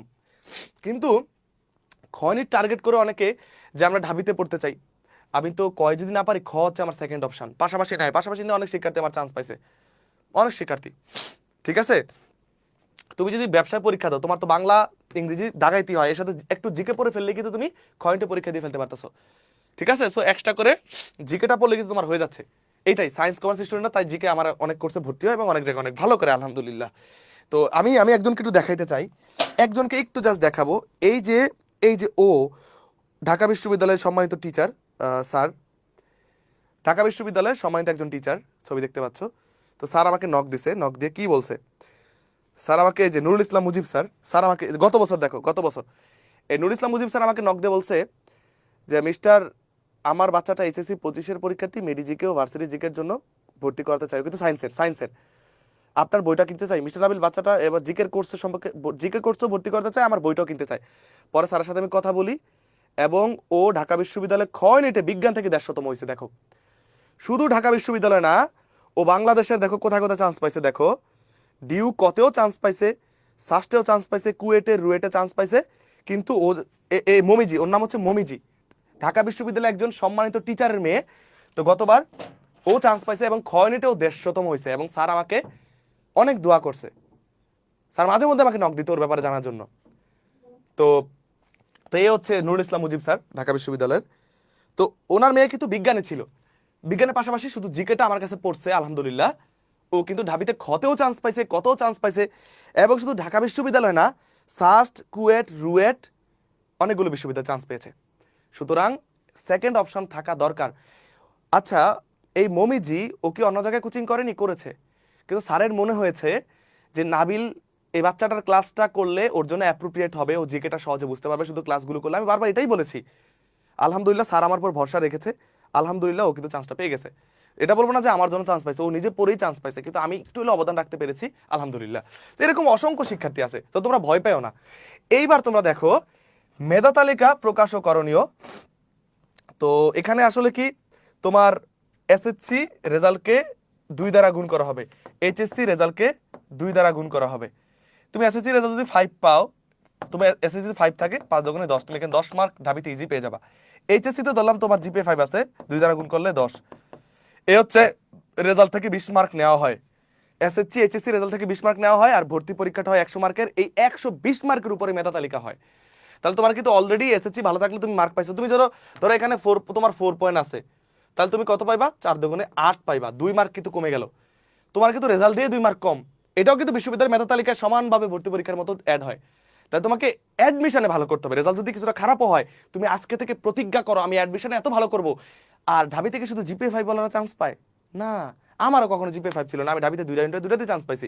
এরকম আমার চেয়ে অনেক খারাপ রেজাল্ট আমার স্টুডেন্ট চান্স পাইছে, আমার বন্ধুরা অনেকে চান্স পাইছে, আমি অনেককে দেখি। সো এটা নিয়ে ভয় পাই না, রেজাল্ট যা হবে প্রিপারেশন নিতে থাকো। তাহলে এই হচ্ছে আমাদের ব্যাপার। এইবার দেখো, এইবার তুমি একটা বিষয় খেয়াল করো, ঢাকা বিশ্ববিদ্যালয়ে এত এত লাখ লাখ শিক্ষার্থী পরীক্ষা দেয়, তোমার কি মনে হয় না যে কেউ যদি 50 পায় আরেকটা শিক্ষার্থীও 50 পাইতে পারে? সমান সমান মার্ক অনেকের কিন্তু হয়। তখন কি হয়? তখন কিভাবে মেধা তালিকা হয়? তোমার মনে কি এই প্রশ্ন জাগছে? এটা কিন্তু স্পষ্ট, স্পষ্ট ঢাকা বিশ্ববিদ্যালয়ের। আচ্ছা, কার এখানে রেজাল্ট কত আছে? এইচএসসি তে কার রেজাল্ট কত আছে? এসএসসি তে কার রেজাল্ট কত আছে বলো তো? এসএসসি তে কার রেজাল্ট কত আছে? কোনো ভয়ের কিছু নাই, আমার নিজেরও 4.50 তো ছিল না, 4.20 ছিল না, 4.30 ছিল না, 4.28 ছিল এসএসসি তে। আমাদের সময় কিন্তু রেজাল্ট থেকে 70 মার্ক নেওয়া হয়তো, 70, তুমি জানো রেজাল্ট থেকে 70 মার্ক নেওয়া হয়তো। এসএসসির রেজাল্টটাকে 6 দ্বারা গুণ করা হয়তো আমাদের সময়, এইচএসসিটাকে 10 দ্বারা। সেখানে আমার এসএসসি ছিল 4.28, এইচএসসি ছিল 4.83। সো এখানে কোনো ভয় পাওয়ার কিছু নাই, আল্লাহ ভরসা। তবে যারা রেজাল্ট খারাপ করছো আল্লাহ ভরসা, যারা রেজাল্ট এখন কলেজে আসো চেষ্টা করবো কলেজে রেজাল্ট ভালো করতে, রেজাল্ট থেকে যে মার্ক যোগ হয় তা বুঝতেই পারতেছো। তো এটা কিন্তু গুরুত্বপূর্ণ, অগুরুত্বপূর্ণ না, গুরুত্বপূর্ণ, কিন্তু এটা ছাড়াই যে চলবে না এরকম কোনো কথাও নাই। এ প্লাস পাইলে তুমি ভালো, যত বেশি পাইবা তত ভালো, কিন্তু কম পাইলে তোমাকে জিদ, রাগ, আক্রোশ, ক্ষোভ নিয়ে পড়তে হবে যে আমি রেজাল্ট খারাপ, আমি অ্যাডমিশনে পুরা কাপায় দিব ভালো করে পড়া। এই মাইন্ডসেট নিয়ে তুমি পড়াশোনা করো। আজকে এই ক্লাসের পর তোমার মাইন্ডসেট চেঞ্জ হবে ইনশাল্লাহ। এইবার দেখো কারো রেজাল্ট যদি সমান হয়, ধরো তুমিও পাইছো 100, ধরো 120 মার্কের মধ্যে ভর্তি পরীক্ষা, তো রেজাল্ট থেকে 20 আর পরীক্ষা 100, তুমি 90 পাইছো, তোমার বন্ধুও 90 পাইছে। এখন কে ঢাকা বিশ্ববিদ্যালয়ে প্রথম হইব? এখানে ব্যাপার আছে। তখন দেখা হবে তোমাদের বাংলা বা ইংরেজিতে কার মার্ক বেশি। দেখা গেল ওইখানেও সমান, যদিও এটা হয় না, খুব কম। তখন তোমার যাদের তোমার উচ্চ মাধ্যমিক মানে এইচএসসি রেজাল্টটা ভালো তাকে আগে দিয়ে দিবে। ধরো একজন 90 পাইছে, একজন 90 পাইছে, দুইজনের বাংলা ইংরেজিও সেম, কিন্তু এ এইচএসসি তে পাইছে 5.00, এ পাইছে 4.94, তার মানে এ ঢাকা বিশ্ববিদ্যালয়ে প্রথম হবে, এ ঢাকা বিশ্ববিদ্যালয়ে দ্বিতীয় হবে। তার মানে তোমার এরকম ম্যাচ হয়ে যায়। এটা তো প্রথম দ্বিতীয়কে দেখাইলাম, 600তম 500তম 400তম 100তম যারা হয় তাদের মাঝখানে তো ম্যাচ হইতে পারে। একটু ম্যাচ কম বেশি হয়ে গেলে এত সমস্যা নাই, কিন্তু সাবজেক্ট হয়তো ভালো সাবজেক্ট না পাওয়ার কিছু হালকা সম্ভাবনা থাকে, এতটুকু কোনো প্যারা নাই। কিন্তু তখন তোমার এই রেজাল্টটাকে দেখাবে, যার বেশি সে আগে, ঠিক আছে? এরপরও যদি না মিলে তখন ঢাকা বিশ্ববিদ্যালয় কর্তৃপক্ষ সিদ্ধান্ত নেবে। সো এরকম কিন্তু হয়, রেজাল্ট একই রকম হয়। তার রেজাল্টটা যদি ভালো থাকে ভর্তি পরীক্ষায় তোমার কিন্তু এ হবে, ঠিক আছে? আর একটা বিষয় খেয়াল করো, এই জিনিসটা আমি বলতেছিলাম, এই জিনিসটা একটু বলতেছিলাম যে বিজ্ঞান কিংবা ব্যবসা শিক্ষার শিক্ষার্থীদের জন্য তো আলাদা সিট থাকে ঢাকা বিশ্ববিদ্যালয়ের খ ইউনিটে। যদি তারা সেটা পূরণ করতে না পারে, ধরলাম তাদের জন্য বিজ্ঞানের জন্য 900 সিট আছে, কিন্তু এখানে 600 স্টুডেন্ট মাত্র খ ইউনিটে সাবজেক্ট পাওয়ার মতো হইল, বাকি 300 সিট চলে যাবে মানবিকের দখলে। এই যে এই কথাটাই বলছে, না গেলে মানবিক শাখার জন্য তা পূরণ করা, মানবিকের শিক্ষার্থী দিয়ে সেই আসনগুলো পরিপূর্ণ করা হবে। এইবার দেখো ঢাকা বিশ্ববিদ্যালয়ের ফলাফল কোথায় পাওয়া যায়, তোমরা একটু এটা একটু স্ক্রিনশট রাখো। এটা সার্চ করলে তোমরা গুগলে তোমাদের যখন পরীক্ষা দিয়ে ফেলবা, রেজাল্ট যখন দিবে, এই অ্যাড্রেসটা তোমাদের লাগবে। এই অ্যাড্রেসটাতে গেলে কিন্তু ঢাকা বিশ্ববিদ্যালয়ের কি পাওয়া যায়, তোমাদের রেজাল্ট দেখতে পাওয়া যায়। এইচটিটিপি এর পুনরূপ কি বলো তো, কমেন্ট করো দেখি তোমাদের কার কার জিকে সম্পর্কে আইডিয়া আছে। এইচটিটিপি আর এস এর পুনরূপ কি, এস দিয়ে কি বোঝায়, এটার পুনরূপ আগে কমেন্ট কর। এই এইচটিটিপিএস এটা দিয়ে admission.eis.du.acbd এইটা সার্চ দিলে তোমাদের কিন্তু ঢাকা বিশ্ববিদ্যালয়ের রেজাল্টটা পাওয়া যায়। খুঁজতে হবে না, ওই সময় আমরা খুঁজি কোথায় রেজাল্ট পাবো, কিভাবে পাবো, আমাদেরকে এসএমএস দিবে কিনা, তো এইটা আগে দেখো। হ্যাঁ, তখন তুমি তোমার রেজাল্টটা দেখতে পাবা, কি শান্তি। সার্চ দিবা, রেজাল্টটা দেখলেই তখন দেখবা চোখে কান্না চলে আসবে। সেই দিনটার জন্য কষ্ট করে যাও, সেটা শুধু ঢাবির জন্য না, সকল বিশ্ববিদ্যালয়ের জন্যই। ভাই আমি এইচএসসি সর্বশেষ নাম্বার 50, দুজনই 50 পাইছে, তাহলে কি দুজনে চান্স পাবে নাকি যে কোনো একজন বাদ পাওয়ার কিছু নাই, এটা তো মাঝামাঝি হইতে পারে কম্পিটিশনটা, ঠিক আছে? হাইপার টেস্ট, ট্রান্সফার প্রোটোকল, আর এসতে হচ্ছে সিকিউরিটি। হ্যাঁ, ঠিক আছে, তাহলে এই অ্যাড্রেসটা তোমাদের দরকার। এইবার তোমাদের সবচেয়ে গুরুত্বপূর্ণ, একদম মোস্ট মোস্ট মোস্ট গুরুত্বপূর্ণ বিষয়, ঢাকা বিশ্ববিদ্যালয়ের কোন সাবজেক্ট পাইতে গেলে কত শর্ত, কাদের জন্য কতটা আসন আছে ওই সাবজেক্টে। এটা গত বছরের যদিও, তারপরে আমি এরকম কাছাকাছি থাকবে। এইটা কোন বিভাগে পড়তে চাইলে অ্যাডমিশনে কোনটাতে ভালো করতে হবে, এইচএসসিতে কোন সাবজেক্ট থাকা লাগবে, এই শর্ত তোমরা অনেকে জানো না। এটা জানা থাকলে কি হবে, তোমাদের বিষয়টা একটু আগ্রহ বোধ হবে। খেয়াল করে দেখো, তোমরা যারা এখনো একটা রিয়েক্ট দাও নাই, আমি কি একটা রিকোয়েস্ট করতে পারি, একটা রিকোয়েস্ট, যে তোমরা একটা রিয়েক্ট দিয়ে ভাইকে ইন্সপায়ার করার জন্য একটা তোমার শেয়ার করো আইডিতে, তাহলে কালকে তোমাদের জন্য একটা ফ্রি ক্লাস থাকবে। আজকে সর্বোচ্চ শেয়ার আর রিয়েক্ট আর মেনশন থাকলে, আর কমেন্টে একটু লিখে দাও @highlight, এই যেভাবে গ্যাপ দিবা না, ছোট হাতের HIGHLIGHT, রিয়েক্ট দিয়ে শেয়ার করে এটা লিখে দিতে পারবা। এবার দেখো ঢাকা বিশ্ববিদ্যালয়ে ভালো সাবজেক্টে পড়তে পারা অনেকে আফসোস করে। ধরলাম একটা শিক্ষার্থী ঢাকা বিশ্ববিদ্যালয়ে তোমার 200তম হয়েছে, আরেকটা শিক্ষার্থী 150তম হয়েছে। তোমার ধারণা হইতে পারে এই 150তম হওয়া শিক্ষার্থীটাই হয়তো 200তমের চেয়ে ভালো সাবজেক্টে পড়তে পারে। ভালো খারাপ কিছু না, বাট তারপরও ডিমান্ড কম বেশি থাকে এক একটা সাবজেক্টের উপরে, পরিসংখ্যান তাই বলে। এমনও হইতে পারে 200তম হওয়া যে শিক্ষার্থীটা ভালো সাবজেক্টে পড়তে পারে 150র চেয়ে।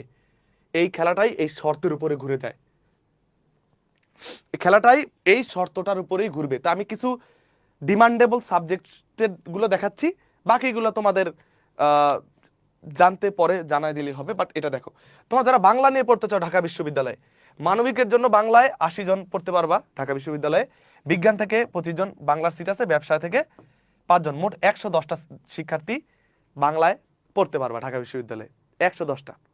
এখন ব্যবসা থেকে মাত্র 5 জন, বিজ্ঞান থেকে মোটামুটি 25 জন, মানবিক থেকে কিন্তু 80 জন। বাংলা পাওয়ার জন্য ভর্তি পরীক্ষায় বাংলায় ন্যূনতম 18 পাইতে হবে, এমসিকিউতে তোমার কত 15, রিটেনে 20, এই 35-এর মধ্যে এমসিকিউ রিটেন কাউন্ট করে কিন্তু ন্যূনতম 18 পাইতে হবে, এবং ইংরেজিতে ন্যূনতম 14 পাইতে হবে। তুমি যদি ইংরেজিতে 14 জায়গায় 13 পাও, বাংলা যদি 18 জায়গায় 30ও পাও, তুমি বাংলা নিয়ে পড়তে পারবে না, বাংলা সাবজেক্টটা তোমার লিস্টে আসবেই না। চান্স পাওয়ার পর ঢাকা বিশ্ববিদ্যালয় কিন্তু একটা লিস্ট দেয় যে কার কয়টা সাবজেক্ট আসছে, কোন কোন সাবজেক্টগুলো আসছে, তুমি সেখানে বাংলায় খুঁজে পাবা না, ঠিক আছে? তাহলে অ্যাডমিশনে বাংলায় ন্যূনতম 18, ইংরেজিতে 14 থাকলে তুমি বাংলা পড়তে পারবে। এবার ইংরেজি তো অনেকের পছন্দের সাবজেক্ট, আমারও ছিল। তুমি ঢাকা বিশ্ববিদ্যালয়ে ইংরেজি নিয়ে পড়তে চাও, মানবিক থেকে 90 জন মাত্র ইংরেজিতে পড়তে পারবা, বিজ্ঞান থেকে আরো কম 15, আর ব্যবসা থেকে 5, এই মোট 110টা শিক্ষার্থী ইংরেজি নিয়ে পড়তে পারে। দেখা যায় 110 না হয়ে 100 জন এরকম শিক্ষার্থী নিয়েও সেশন শুরু হয়ে যায়, কারণ বাকিরা এই শর্ত পূরণ করতে পারে না। খালি থাকে, সিট খালি থাকে, অথচ স্টুডেন্ট নিবে না। সিট খালি থাকে, সিট খালি থাকে, তুমি জানো সিট খালি থাকে। খেয়াল করে দেখো, আজকে ক্লাসটা যদি একটু বড়ও হয়, আমি তারপরও আজকে আমাদের পেড ব্যাচের লেকচারটা নিব। তোমরা রাজি তো? পেড ব্যাচে বলাবেন বলো। আমি চাই যে এই ওরিয়েন্টেশনের পাশাপাশি তোমাদের ক্লাসটাও যাতে হয়ে যায়। আমি খুব দ্রুত ক্লাস শেষ করে দেবো ইনশাল্লাহ, যাতে সবার আগে তুমি জিকেতে কনফিডেন্ট থাকো। আমরা একবার যে কোর্সে শেষ করে আবার রিভিশনও দিব, এরকম আমার প্ল্যান আছে এবার। এবার দেখো তোমার কি হবে, তুমি যদি উচ্চ মাধ্যমিকে জিপিএ এ মাইনাস বা 3.50 পেতে হবে ইংরেজিতে। ইংরেজিতে ন্যূনতম এ মাইনাস থাকতে হবে। ইন্টারে তুমি যদি ইংরেজিতে এ মাইনাসের কম পাও, তুমি ঢাকা বিশ্ববিদ্যালয় ইংরেজি সাবজেক্ট তোমার আসবে না, তুমি এইচএসসি আটকে যাবা। তাহলে পরীক্ষা কার কেমন হয়েছে চিন্তা করে দেখো। তাহলে এইচএসসিতে ন্যূনতম ইংরেজিতে এ মাইনাস থাকলে তুমি ঢাকা বিশ্ববিদ্যালয়ে ইংলিশ পাবা। এরপরে শর্তে যাই, এসএসসি পরীক্ষায় এ বা 3.75 থাকতে হবে। আর ভর্তি পরীক্ষা, এটা হচ্ছে আসল খেলা, ভর্তি পরীক্ষায় ইংরেজি লিখিততে 10 নাম্বার ন্যূনতম পাইতে হবে। লিখিততে থাকে 20 নাম্বার, 20-এর মধ্যে অর্ধেক 10 থাকবে, এবং এবং লিখিত 20, এমসিকিউ 15, এই 35-এর মধ্যে মোট 19 পাইতে হবে। তার মানে তুমি ইংরেজি পাইতে হইলে তোমার 35-এর মধ্যে 19 পাইতে হবে ন্যূনতম, আর রিটেনে ন্যূনতম 10 পাইতে হবে। রিটেনে 9 পাইলেও তোমার ইংরেজি সাবজেক্ট তোমার লিস্টেই আসবে না। তুমি দেখবা লিস্টে ইংরেজি নাই, খুঁজবা, হারিকেন দিয়ে খুঁজবা। তার মানে ইংরেজি রিটেনটা খুব সুন্দর করে দিতে হবে, এটা বুঝছো? এই মেসেজটা কি পাইছো? তাই কিন্তু তোমাকে বললাম যে আজকে আমি খুব সুন্দর করে এগুলো বুঝাই দিব। এগুলো বোঝানোর দায়িত্বটা আমি নিতে পছন্দ করি। সবাই অনেক কিছু পড়ায় ফেলবে, কিন্তু এইটা তোমাকে না বোঝার কারণে তুমি পরীক্ষা হলে এক্সট্রা এফোর্টটা দিবা না। তোমার মাথায় তো এখন সেই হবে, আমি ইংরেজি নিয়ে পড়তে চাই ভাই, আমাকে ইংরেজি রিটেনে একটু ভালো করতে হবে, প্রিপারেশনটা ভালো নিতে হবে। তো ভয় পাওয়ার কিছু না, এটা তোমাকে আরো মোটিভেটেড করতেছে। তুমি মোটিভেটেড হও, পরামর্শ আমি দিচ্ছি। তাহলে দেখো, মোট 19, রিটেনে ন্যূনতম 10। মানবিক থেকে কিন্তু হিউজ সিট আছে 90টা। এই মানবিকের 90টা সিট মানবিকের শিক্ষার্থীরাই পূরণ করবে। আবার এই সায়েন্সের মধ্যে মানবিক স্টুডেন্ট যাবে না। কখন যাবে? তুমি ধরো সায়েন্সের 15টা সিট আছে, 10 জন মাত্র ইংরেজি পাওয়ার যোগ্য, অনেক সময় হয় 5 জন, বাকি 10টা খালি, এই 10টা চলে যাবে মানবিকে। তার মানে মানবিকের 100 জন শিক্ষার্থী আবার ইংরেজিতে পড়তে পারবে। তাই মানবিকের শিক্ষার্থীরা কিন্তু খয়নির তোমার জন্য বড় একটা সুযোগ। সায়েন্স কমার্সে পোলাপানটা যদি একটু খারাপ করে, অনেক সময় একটু খারাপ করেও তুমি কিন্তু ইংরেজি সাবজেক্টটা পাওয়া ফেলতে পারো। এবার ইংরেজির পরে অনেক শিক্ষার্থী আছে আমার যারা মাদ্রাসা ব্যাকগ্রাউন্ড বা এমনিতে চায় ইসলামিক স্টাডিজ, ইসলামের ইতিহাস বা আরবি নিয়ে পড়তে চায়। এর মধ্যে আরবি সাবজেক্টটা কিন্তু খুবই ডিমান্ডেবল। ঢাকা বিশ্ববিদ্যালয়ে ইংরেজি যেমন ডিমান্ডেবল, পার্টিকুলারলি যারা মাদ্রাসা ব্যাকগ্রাউন্ডের বা এমনিতে পছন্দ করে আরবি নিয়ে পড়তে চায়, টার্গেট করে কিন্তু আরবির জন্য পড়ে। তাহলে এটা কিন্তু একটা কম্পিটিটিভ সাবজেক্ট। তুমি যদি আমি কই এই ইংরেজি সাবজেক্টটা ঢাকা বিশ্ববিদ্যালয়ে প্রথম 400-500-র মধ্যে চলে যায়, শেষ।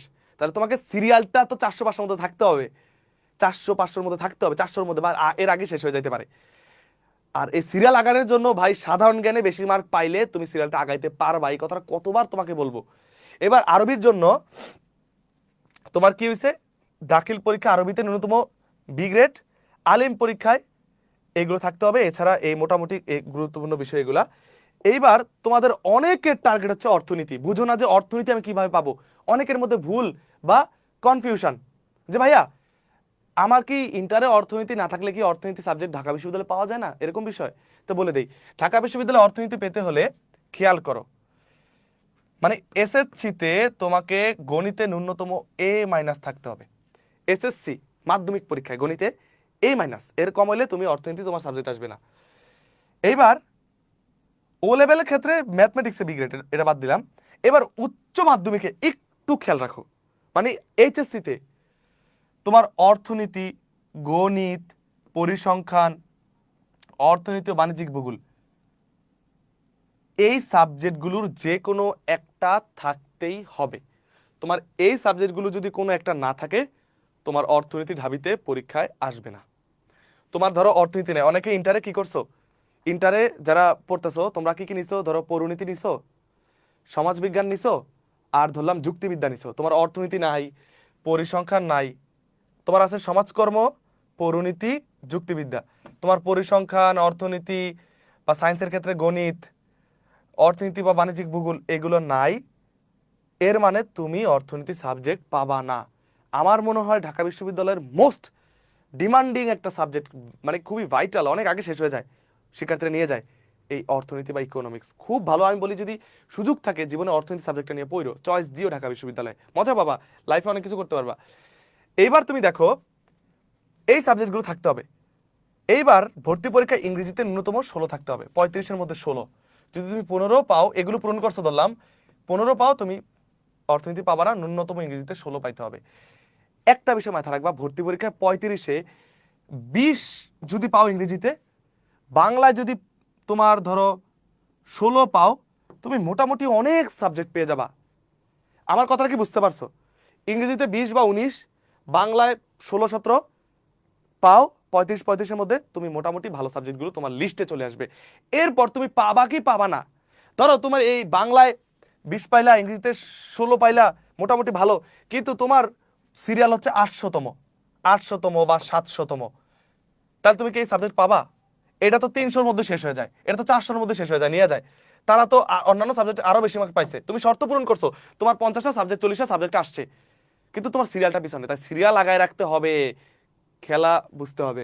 এইবার এইবার দেখো এখানে মোটামুটি সব গুরুত্বপূর্ণ সাবজেক্টগুলো এখানে আছে।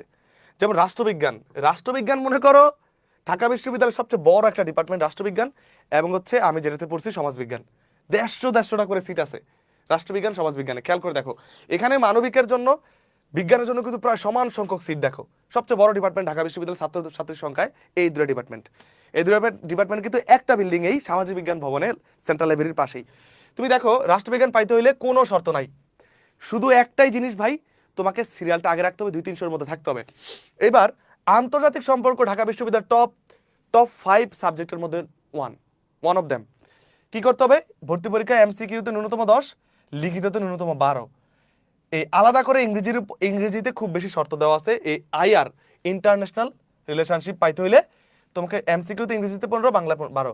সমাজ বিজ্ঞান পাইতে হইলে ভর্তি পরীক্ষায় ইংরেজিতে ন্যূনতম 14, হ্যাঁ, ও বাংলায় ন্যূনতম 12 পাইতে হবে। দেখো 75-75 করে মানবিকের জন্য সিট আছে। এবার অনেকে আছে উদ্দেশ্য করে জার্নালিজম পড়তে চায়, জীবনে আমি জার্নালিস্ট হব, তোমরা কিন্তু ভর্তি পরীক্ষায় বাংলায় 11, ইংরেজিতে ন্যূনতম 11 থাকতে হবে। টপ 3 সাবজেক্টের মধ্যে একটা লোক প্রশাসন, পাবলিক অ্যাডমিনিস্ট্রেশন, খুবই গুরুত্বপূর্ণ, এইগুলো সব টপ সাবজেক্ট। ভর্তি পরীক্ষায় ইংরেজিতে ন্যূনতম 14 থাকতে হবে। নৃবিজ্ঞান ইংরেজিতে 12। তাহলে দেখছো এই সাবজেক্টগুলোর জন্য ইংরেজিতে কিরকম শর্ত আর কয়টা সিট আছে সব কিন্তু এখানে সুন্দর করে তোমরা দেখতে পাচ্ছ, সিটগুলো তোমরা দেখতে পাচ্ছ। তাহলে ভাই তুমি যদি ঢাকা বিশ্ববিদ্যালয়ে এটা নিয়ে পড়তে চাও, এটা নিয়ে পড়তে চাও, এটা নিয়ে পড়তে চাও, আমি বলবো রাষ্ট্রবিজ্ঞান নিয়ে পড়ার চেষ্টা করবা। রাষ্ট্রবিজ্ঞান থেকে কিন্তু অনেক বেশি ক্যাডার হয় ঢাকা বিশ্ববিদ্যালয় থেকে, বিসিএস ক্যাডার কিন্তু রাষ্ট্রবিজ্ঞান থেকে অনেক বেশি হয়, ঠিক আছে, কারণ সুবিধা আছে অনেক বিষয়। সো রাষ্ট্রবিজ্ঞান, English, Bangla, IR, public administration, হ্যাঁ, সমাজ কল্যাণ, এবার এই সাবজেক্টগুলো এগুলো এগুলো দেখো, শর্তগুলো তোমরা দেখো। এইবার এইবার আইন চলে আসছে, মানে অনেকের আইনে কিন্তু 110টা সিট, মানবিকের জন্য মাত্র 52টা, সায়েন্সের জন্য 43টা, আর কমার্সের জন্য 15টা। এই 110 জন শিক্ষার্থী ঢাকা বিশ্ববিদ্যালয়ে আইন নিয়ে পড়তে পারে। শর্ত দেখো, বাংলায় ন্যূনতম 16, ইংরেজিতে দেখো 21। আইন নিয়ে পড়তে চাইলে ভাই ইংরেজিতে 21, 35-এর মধ্যে থাকতে হবে। ঢাকা বিশ্ববিদ্যালয়ের আইন পাইতে হইলে অন্যান্য সাবজেক্টে তুমি সাধারণ জ্ঞানে কোনো শর্ত দেখো নাই, এটাতে শর্ত আছে ন্যূনতম 15। তুমি যদি 14 পাও তুমি আইন নিয়ে পড়তে পারবে না। যদি বাংলায় তুমি 20ও পাও, ইংরেজিতে তুমি 25ও পাও, কিন্তু জিকেতে তুমি 14 পাইছো হেলাফেলা কইরা, তুমি আইন নিয়ে পড়তে পারবে না। এইরকম একটা সাবজেক্টের কারণে তুমি আইন নিয়ে পড়তে পারলে না। এবং তুমি দেখো এইগুলোর জন্য সি দরকার নাই, বাট আমি এই জেনারেলের জন্য কথা বললাম। সমাজ কলের জন্য কোনো শর্ত নাই, স্বাস্থ্য শর্ত নাই। এই শিক্ষা গবেষণা ইনস্টিটিউট কিন্তু খুব ভালো, আলাদা একটা ইনস্টিটিউট, এটাতে কিছু শর্ত আছে ইংরেজি বাংলার ক্ষেত্রে। আইনেরটা একটু খেয়াল করে দেখো, আইন নিয়ে পড়তে চলে ভাই সাধারণ জ্ঞানে ভাই ন্যূনতম 15 পাইতে হবে। অনেক শিক্ষার্থী সাধারণ জ্ঞানে 12-13 পায়, 14 পাইলেও তুমি 14 পাইলে তুমি আইন থেকে ছিটকে গেলা, 14 পাইলেও তুমি আইন থেকে ছিটকে গেলা। সো এখন ঢাকা বিশ্ববিদ্যালয় সত্যি কথা বলো, কার কোন সাবজেক্টে পড়ার ইচ্ছে আছে? আমি তোমাদের ইচ্ছেটা একটু দেখতে চাই, কার কোন সাবজেক্টে পড়ার ইচ্ছে আছে। ওকে, তাহলে এই হচ্ছে সাবজেক্ট বিষয়ক তোমাদের মোটামুটি মোটামুটি কি। আর এই জন্য কিন্তু বারবার বলি যে সাধারণ জ্ঞান গুরুত্বপূর্ণ, তোমাকে ভালো সাবজেক্ট পাইতে হলে, পরীক্ষার হলে সময় বাঁচায়া, রিটেনে ভালো করতে চাইলে, এমসিকিউতে ভালো করতে চাইলে, তাই কিন্তু ম্যাজিক কমন কোর্স। একটা কথাই বলবো ভাই, এক কোর্সে সকল বিশ্ববিদ্যালয়ে ভর্তি পরীক্ষা পর্যন্ত 1 বছর পর্যন্ত থাকবে। এসএসসি 25 ব্যাচ সেকেন্ড টাইম এসে ভর্তি হতে পারবা। মূলত এসএসসি 26 ব্যাচের জন্য এই কোর্স, আর 27 ব্যাচ 28 ব্যাচ আগে থেকে প্রিপারেশন চাইলে একই কোর্স। সব ডান হবে, সব বিশ্ববিদ্যালয়, ক্লাস ড্রাইভের পর রেকর্ডেড থাকবে। Course fee course fee course fee course fee হচ্ছে বর্তমানে 1400 টাকা, বেড়ে গেছে 1400 টাকা। কারো যদি আর্থিক সমস্যা থাকে আমাকে জানাইবা যে ভাই আমার এই মিথ্যা কথা বললে কিন্তু ভালো কিছু করতে পারবে না। আর্থিক সমস্যা থাকলে আমি কিছুটা কনসিডার করবো, বাট কোর্স ফি কিন্তু 1400 টাকা। ভর্তি হতে গেলে আমার নাবিল জিকে ফেসবুক পেজে নক দিয়ে ফেলো, সকল বিশ্ববিদ্যালয় থাকবে, সব ক্লাস আমি নিব। 2600 টাকা কোর্স প্রাইস আমি বাদ দিয়ে দিলাম, 1400 টাকা। আমাদের ক্লাস কিন্তু শুরু হয়ে গেছে, আমি আজকেও ক্লাস আছে, তোমরা এই 2টা ক্লাস রেকর্ডেড করে ফেলবো ভর্তি হয়ে গেলে, ঠিক আছে? এটা নিয়ে পরে বলবো, বাট তার আগে তোমাদের অনেক বিষয় জানার আছে। বিষয়গুলো হচ্ছে এই এই এই বিষয়গুলা, এই বিষয়গুলো। এখন তোমরা আমাকে বলো, পুরো ব্যাপারটা যখন আমি ব্রেকডাউন করলাম, করলাম ঢাকা বিশ্ববিদ্যালয়ের যে সার্কুলারটা, তোমাদেরকে একটু এখন আরো বেশি সতর্ক মনে হইতেছে কিনা, যে সতর্ক হইতে হবে আমাকে, র্যান্ডমলি গদবাধা পড়লে হবে না, গদবাধা পড়তেছো করতেছো হবে না। তাহলে আমরা এই বিষয়গুলো নিয়ে এখন একটু আলোচনা করব, যেহেতু আমাদের ক্লাসটা শেষ করে আমাদের পেইড ব্যাচে ক্লাস আছে। তো প্রথমে আমরা এই বিষয়গুলো আলোচনা করব, পরে এই বিষয়গুলো আলোচনার মধ্যে দিয়ে আমরা শেষ করব। ওকে ওকে, তোমরা এবার বলো যে একটু আমাদেরকে সতর্ক কৌশলী হতে হবে। নর্মালি অন্যরা যেভাবে প্রিপারেশন নেয় আমাদের সেভাবে প্রিপারেশন নিলে কি হবে? একদমই হবে না, কৌশলী হতে হবে।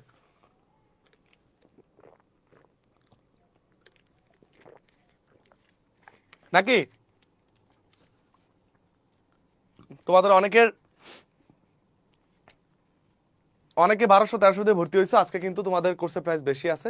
এখন ভর্তি না হলে তোমরা পরে বুঝবা, অনেকদিন পরে, 1 মাস পরে এসে নক দেয় অনেকে, ভাইয়া পড়ছিলাম তো জিকে কিন্তু বুঝি না ওইখানে কিছু, ভাইয়া জিকে কিছু বুঝতেছি না, পারি না। বা অনেকে সায়েন্স কমার্স স্টুডেন্টরা বিভাগ পরিবর্তন করে সিদ্ধান্ত নেয় পরে আইসা, তাহলে এখন সিদ্ধান্ত নিলে তোমার লাভ আছে। সায়েন্স কোর্স ভাই আমার তো রেজাল্টের পরে সিদ্ধান্ত নেয় অনেকে, রেজাল্ট খারাপ হয়ে গেছে, আমি চাচ্ছি যে সায়েন্সে পরীক্ষা দিব না আর কমার্স ইউনিটে পরীক্ষা দিব না, আমি মানবিকে দিব, তখন তো তোমার লেট হয়ে গেল, অনেক লাইভ ক্লাস করতে হবে, তুমি তখন মোটিভেশন পাবে না। তো এখন শুরু থেকে একটা ডিসিশন নিয়ে তুমি শুরু করো। ওকে ঠিক আছে। ঢাকা বিশ্ববিদ্যালয়ের যে টিচারকে দেখলা, উনি ওনার মেয়েকে সায়েন্সের পাশাপাশি বিভাগ পরিবর্তনেও কিন্তু তিনি কি করেছেন, এফোর্ট দিয়েছেন, একটা যৌক্তিক সিদ্ধান্ত নিয়েছেন। তাহলে তোমরাও সেই যৌক্তিক সিদ্ধান্ত নিতে পারো যদি তোমার সক্ষমতা থাকে, ঠিক আছে? এবার তাহলে আমরা আলোচনা করব অ্যাডমিশনে পড়ার জাদুকরি রুটিন, কিভাবে পড়াশোনা করবা, কিভাবে পড়াশোনা কাউন্ট করবা। দেখো, পড়াশোনা করার জন্য প্রথমেই তুমি বানাবা একটা to do list. To do list সম্পর্কে আইডিয়া আছে? টু ডু লিস্ট বানাবা আজকে। ছোট্ট কোনো নোটপ্যাড আছে না, ছোট্ট এরকম ছোট ছোট নোটপ্যাড কিনবা, কিনে এরকম এই নোটপ্যাডটা এরকম থাকে না, আমি শুরু করে দিছি, তোমরা জাস্ট এগুলো মাথায় রাখতে পারো, এভাবে তৈরি করে নিবা। তুমি কি লিখবা? টু ডু লিস্ট লিখবা, নোটপ্যাডে টু ডু লিস্ট, ডেট দিবা, ধরলাম আগামীকাল কত তারিখ, 29 তারিখ, লেখলা 29/8/26, লিখে 1 2 3 4 লিখলা। এখন তুমি আজকে 28 তারিখ রাতে ঘুমানোর আগে এটা বানাবা, পরের দিন কোন কাজ করবা, কোন পড়াগুলো আছে, কোন কাজটা করার আছে। এর মধ্যে হইতে পারে যে আমি ভোকাবুলারি, মানে ইংলিশ ভোকাবুলারি ভোকাবুলারি ভোকাবুলারি মুখস্থ করব, মুখস্থ, হ্যাঁ। তারপর লিখবা যে রাজধানী, জিকে পড়তে চাও, রাজধানী, রাজধানী মুখস্থ। আবার এখানে লিখলাম বাসায় কল দিব, অনেক সময় বাড়িতে কল দিতে মন থাকে না, কল দিব।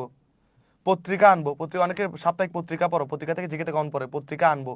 তুমি আগের রাতে পরের দিনে কি কি করবা এভাবে লিখে রাখবা, আমি লিখে রাখতাম। তাহলে পরের দিন যখন তুমি তোমার পড়ার টেবিলের সামনে এটা দেখবা, তোমার মনে থাকবে, নাহলে কিন্তু আমাদের অনেক কিছু মিসিং হয়ে যায়।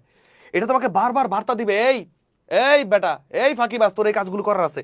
তুমি যখন ভোকাবুলারি শিটটা মুখস্থ করছো, একটা টিকচিহ্ন দিয়ে ফেললা, রাজধানী মুখস্থ হয়েছে, টিক চিহ্ন, বাসায় কল দিছে, টিক চিহ্ন, পত্রিকা আনো নাই, ক্রস দিয়ে রাখবা, পরবর্তী ডেটে আবার এটা অ্যাড করে দিবা। এইভাবে এটা সংরক্ষণ করবা, সংরক্ষণ করবা, সংরক্ষণ করবা। এই সংরক্ষণ করার কারণে প্রতিদিনের পড়া প্রতিদিন হবে, কোনো কিছু মিসিং যাবে না, তুমি রুটিনের মধ্যে থাকতে পারবা, ভুলে কোনো কিছু যাবে না। তাই একটা টু ডু লিস্ট প্রতিদিন মেনটেন করবা। ওকে, টু ডু লিস্ট এটা হচ্ছে রুটিনের প্রথম পার্ট, এটা আমাদের জাদুকরি রুটিনের প্রথম পার্ট। এইভাবে না পড়লে তুমি দেখবা যে পড়া হইতাছে কিন্তু কি পড়লাম, কি মিসিং হইলো বুঝতে পারবে না। তাহলে প্রতিদিন টু ডু লিস্ট ব্যবহার করার অভ্যাস আমাদের গড়ে তুলতে হবে। এইবার হচ্ছে check list, CHEAK, check, LIST। Admission টাইমে একটা চেক লিস্ট থাকতে হবে। এইটা বানানোটা যে খুবই গুরুত্বপূর্ণ, এটা আমার নিজেকে অনেক হেল্প করে, নিজেকে হেল্প করে। আমি লাইভে বলতেছি, কি বলছে একজন, দেখি একজন কি জানি কমেন্ট করলো। একজন লিখছে, ভাইয়া 9:20 বাজে আপনার পেইড ব্যাচে ক্লাস শুরু করার কথা ছিল 8:30-এ, শিক্ষক যদি দেরি করে ছাত্রছাত্রী কি করবে? ভাইয়া মুনতাহা বিনতে রশিদ, আমি পেইড ব্যাচে লিখে দিয়েছি আমাদের ওরিয়েন্টেশন ক্লাসের পরে আমাদের পেইড ক্লাস হবে। তুমি কি দেখোনি নাকি মাত্র আসলা? আমাদের এই ওরিয়েন্টেশন ক্লাসের পরে পেইড ব্যাচে ক্লাস হবে। আমাদের ক্লাস কিন্তু ঠিক 8:20 শুরু হয়েছে। আমি আগে জানাই দিচ্ছি যে 8:20 আমাদের ওরিয়েন্টেশন ক্লাস থাকবে, আর ওরিয়েন্টেশনের পরেই আমাদের কোর্সের যেই লেকচার 2 এর ক্লাস থাকবে। চেক লিস্ট হচ্ছে এরকম, দেখো একটা চেক লিস্ট বানাবা, তোমরা তোমাদের মতো করে বানাবা। এই দেখো এরকম, এই সাইডে থাকবে হচ্ছে ডেট। ধরো কালকে আমি পুরো তারিখ লিখলাম না, শুধু তারিখটা লিখলাম। কালকে হচ্ছে 29 তারিখ, এরপরে 30, আমি ধরলাম এরপরে 1 2 3 4 5, উপরে তারিখ, আর নিচে হচ্ছে কাজ। এমন 10টা 5টা কাজ লিখবা যেই কাজগুলো তোমার প্রতিদিন মাস্ট করতে হবে, যেগুলো তোমার ভুল হয়ে যায়, মিসিং হয়ে যায়, যেগুলো তোমার মিসিং হয়ে যায়। এটা সবাই বানাবা, সবার জন্য এটা সবাই বানাবা, যেটা তোমার মিসিং হয়ে যায়। কি মিসিং হয়ে যায়? যেমন প্রতিদিনের পড়ায় তোমার একটা টার্গেট হচ্ছে 10 ভোক্যাব। 10 ভোক্যাব মানে 10টা ভোকাবুলারি। প্রতিদিনের পড়ায় তোমার যেটা ভুল হয়ে যায়, রিটেন প্র্যাকটিস, রিটেন প্র্যাকটিস। বাসায় কল দেওয়া ভুল হয়ে যায় অনেকের, বাসায় কল। বাংলা বিরোচন অনেকের পড়তে মন থাকে না। এইবার তুমি তোমার কি করলা, তুমি তোমার এই যে ইম্পর্টেন্ট কাজগুলো লিখলা, ডেট। পরের দিন এই ডেটে তুমি তুমি যদি কাজটা করো তাহলে টিক চিহ্ন দিবা, পরের দিন করলে টিক চিহ্ন দিবা, পরের দিন করো নাই ক্রস দিবা, পরের দিন করো নাই ক্রস, এটা করছো টিক চিহ্ন। এইভাবে প্রতিদিন কোনটাতে ক্রস দেওয়া আছে কাজটা করে যখন তুমি টিক চিহ্ন দিবে, এতে কয়টা লাভ হবে? একটা লাভ, একটা কাজ করার পর আমি একটা টিক চিহ্ন দিব, এটা আমার একটা আগ্রহ থাকবে কাজটা কখন করব।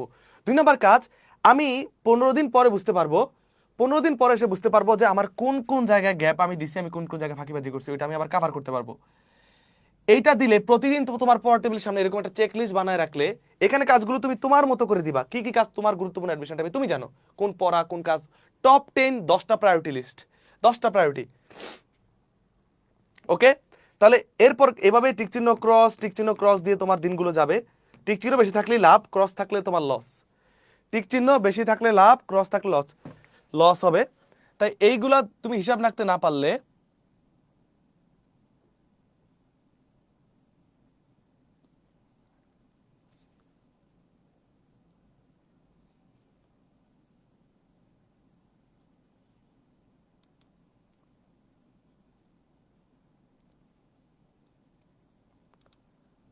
ওকে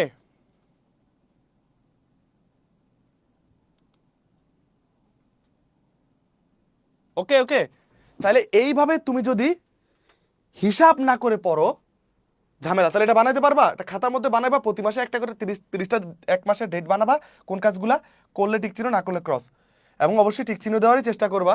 তাহলে এটা তোমাকে তোমার পয়েন্টের সামনে তোমাকে বারবার বার্তা দিবে, এই কাজটা আজকে করার আছে, এটা আমি আগের দিন করি নাই, এটা বারবার ক্রস যাচ্ছে, তার মানে এখানে আমার ঘাটতি। তাইলে তোমাকে কেউ এসে বুঝাইতে হবে না যে তোমার কোনটাতে ঘাটতি, কোনটাতে কি, কোনটা পড়া আছে, কোনটা বাদ গেছে, কোনটা পড়ছো, কোনটাতে তুমি স্ট্রং, কোনটাতে তুমি উইক। আমার কথা বুঝছো? এইটাই সেই জাদুকরি রুটিনের দ্বিতীয় পার্ট। এই বিষয়টা ভাইয়া ক্লাস রেকর্ড থাকবে না? অবশ্যই ক্লাস রেকর্ডেড থাকবে, প্রত্যেকটা ক্লাস 1 বছর পর্যন্ত রেকর্ডেড। তোমার 26 অ্যাডমিশনের ফার্স্ট টাইম মানে 25-এরও সেকেন্ড টাইমের, এটা একদম শেষ অবধি এই ক্লাস রেকর্ডেড থাকবে, সকল বিশ্ববিদ্যালয় অবধি। তো তোমার টেনশন কি? এটার পরপরই শুরু হবে। ধরো এই আমার এই ওরিয়েন্টেশন শেষ, এর পরপরই আমি 5 মিনিট পরে আমাদের পেট বেঁচে তুমি দেখবে লাইভ চলে আসবে, আমরা ক্লাস শুরু করে দিব। তাহলে এইটা বানাবা। এইবার 3 নম্বরে সবাই যেটা বানায়, সবাই যেটা পারো, উইকলি যে রুটিনটা থাকে, উইকলি রুটিনটা কেমন? ঠিক আছে, Saturday, Sunday, Monday, Tuesday, Wednesday, Thursday, Friday, হ্যাঁ, বাংলা, কয়টা থেকে কয়টা, ইংরেজি কয়টা থেকে কয়টা, জিকে কয়টা থেকে কয়টা, রিভিশন কয়টা থেকে কয়টা, কয় ঘন্টা কয়টা থেকে কয়টা, কয় মিনিট, এখানে ঘুম কয়টা থেকে, খাওয়া কয়টা থেকে। এইটা তুমি তোমার সুইটেবল টাইম, কারণ এখানে কেউ কোচিং করো, কেউ করো না, কেউ সকালে পড়ো, কেউ রাতে পড়ো, এক একজনের এক এক রকম। এই জিনিসটা তোমরা বানায় নিবে ইনশাল্লাহ। এইবার আসি অ্যাডমিশন টাইমে কি কি বই পড়বো, বিশেষ করে বাংলা, ইংলিশ আর হচ্ছে GK. Bangla, English, GK already তোমরা বই কিনে ফেলছো যদিও, এটা বলাটা মনে বৃথা, তারপর আমি বলি। দেখো বাংলার জন্য তোমার কি আছে, বিচিত্রা আছে, বাংলা বিচিত্রা, কিংবদন্তি আছে, বিচিত্রা, কিংবদন্তি, অভিযাত্রী, অভিযাত্রী, এই বইগুলো আছে। এগুলো যে কোনো একটা নিয়ে নিবা। মেনলি যদি কমন পড়ে, এটা থেকেও যেমন কমন পড়বে, এটা থেকেও কমন পড়বে, এটা থেকেও কমন পড়বে। ভাই ইনফরমেশন সবগুলোতে প্রায় অনেকটাই কাছাকাছি, অনেকটাই, কিছু ভিন্ন থাকতে পারে। কমন সব জায়গা থেকে মোটামুটি পড়ে, কেউ দেখায় কেউ দেখায় না, ঠিক আছে, কম বেশি কেউ দেখায় কেউ দেখে না।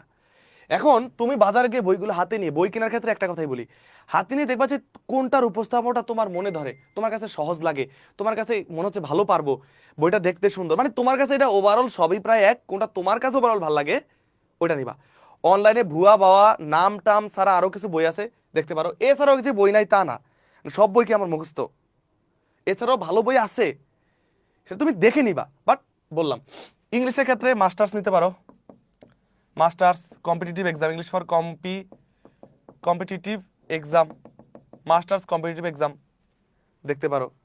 এছাড়া আরো কিছু বই আছে, কম্প্যাক্ট, কম্প্যাক্ট, যেটা তোমার উপস্থাপনা ভালো লাগে দেখতে। অনেকে বলে মাস্টার্স অনেক বড়, মাস্টার্সের সব চ্যাপ্টার তোমার জন্য না, যে চ্যাপ্টারগুলো তোমার জন্য সেটা একটু বুঝে নিবা, তাইলেই হবে কম্পিটিটিভ এক্সাম। ইংলিশের ক্ষেত্রে তোমার যে ভোকাবুলারি আছে খুবই গুরুত্বপূর্ণ, এইগুলোর মধ্যে কিন্তু ভোকাবুলারি পাওয়া যায়, বা যে যে কোচিংয়ে আসো ওই শিটও পাওয়া যায়।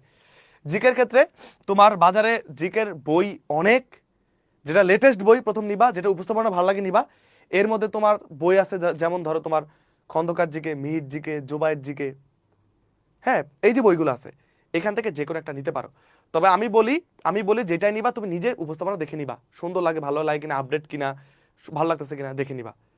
মানে অন্য ও এটা কিনছে দেখে আমার কিনতে হবে, ওই ফার্স্ট বই দেখে আমার কিনতে হবে এরকম না, তুমি তোমার মতো করে নিবা, যেটা উপস্থাপনা ভালো লাগে। প্রায় সবগুলো এক।